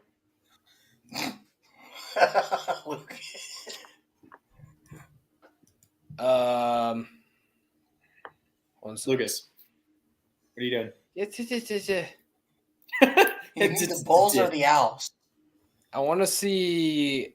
I'm actually really curious. So it Do you says really care about the $1 ticket tickets. game? It says tickets as low as $9 for this game on $10 ESPN. ticket game. The $10 ticket game. There's actually $2 tickets for the Marshall game. That's funny. I'm taking Temple in this one. UCF is really, really bad. So is Temple, but they're both. Yeah, I'll take Temple. Well, the fact that Temple, I mean, no offense, but Temple has a quarterback that got literally shot in the head. So, I mean. Huh? Wait, what? He did? What? DeJuan Mathis is their starting quarterback, remember? No, EJ Warner is their starting. I thought quarterback. DeJuan Mathis was still their starting quarterback. No, Oh, what happened? to Juan him? Mathis. I don't think he ever even started once. Yeah, he this did. He year. started one game this year. I Week know that one. for a fact. Yeah, week 1. Week 1. So And he got now shot. it's- So Mathis Yeah, got shot I'm in the pretty head? sure he got That's- shot in the head. That's the kid from Georgia, right? Yeah. But anyway, I'm I going to didn't take even know that. my boy Gary Bohannon in the South Florida Crazy. Bulls. God, Gary Bohannon's having a bad season. Give me Temple. The link will be somewhat ronking with the 3,000 people that will be there to watch the game. Have you ever The seen only how people empty that are going to stadium be can going to this game are the people that need food stamps. It's only going to be people that that be one going- guy. You see that one The guy? only people that's that would been be to, like, going there. The only 36 people that would be games? going there are Eagles fans that are sad that they don't have a home game because the Eagles are playing on the road at the Texans next week. Who do they play? Actually, no. Who do they play this week? They on the Eagles? road, or are they the Eagles? They Yeah. play the Texans tonight. Oh, tonight. Yeah. So it's just me. I got to Eagles set fans. my fantasy lineup. God dang it. How you guys' fantasies doing? I'm 4-4. Well, in sleeper, I'm 5 not and doing 3, very and well. I play that fucktard that is your friend. Macon, my friend. Yeah, I hate I'm that pissed. guy so much. He's Why such do a- you I'm got- pissed because I have 4 starters on bye weeks. Same That's here. why you I have that bench too. them. You cut Yeah, them but and then go get other you also- people. Also, Lucas, you screwed us. Hey, by only Brandy is by my giving us fiance's 4 bench name. players. You only gave us 4 benches. Yeah, Oh, Brandy, tough titty. gonna date. I'm watching Best you. friend of the woman, Connor's a date. P.S. I'm watching you. Thanks. It's a little creepy, Brandy, but thank you. Yeah, fantasy. Oh, you I'm guys on play thing. each other this week. Oh yeah, me and Connor. Yeah, we're playing each Me and other. Yeah. Meanwhile, I have 3 teams that are either 6-2 or 7-1. I'm so out of the glad I 5 picked leagues. up Dante Foreman and Chuba Hubbard. I got both of them, man. I They're gonna be dropped going off Chuba. for me. Yeah, I picked him up. I dropped Chuba too because apparently he's hurt. So yeah. Well, he's playing this Okay. week. Yeah. But anyway, Okay. all right. So, you want to take us out, Connor? Jess, you better, or Tesla, you better watch out. Brandy's coming for me. So that has been the Week 0 podcast. This has probably been one of the most fun podcasts we've had in a long time. Shout out to Cam for coming on. Shout out to Cam for coming out. Shout out to Brandy and Tessa for dealing with our bullshit and our mischievousness. So for Cam McDonald, for Yes. Lucas, Cam McDonald, for Lucas, 1998 Flashbacks McKnight, for Ryan, Notre Dame covers Fravel. I am your host, Connor Liberty, the best team in Virginia, Doherty. This has been the Week 0 podcast. We will be back next Thursday. Actually, no. Actually, my date is actually next Thursday. My date with Tessa is next Thursday. So I may or may not be there. I have no idea. Priorities. Priorities, man. So Priorities. Lucas, you might be hosting. I have a baby and I'm on this podcast. Just saying. That's true. I mean, I've been doing this podcast for 2 years and everything for this damn show, and I got a 4-year-old. I don't want to hear Hey, it. I mean, we'll be figuring it out. I mean, there might be a chance where I might still be able to do it. I have no idea. Well, I'll let you guys know. Get All her right. on the pod behind you. Yeah, exactly. Oh, man. She's just there behind me. It's super awkward. But this has been the Week 0 podcast. We're out. We'll see you next week. Stay safe, stay sexy, and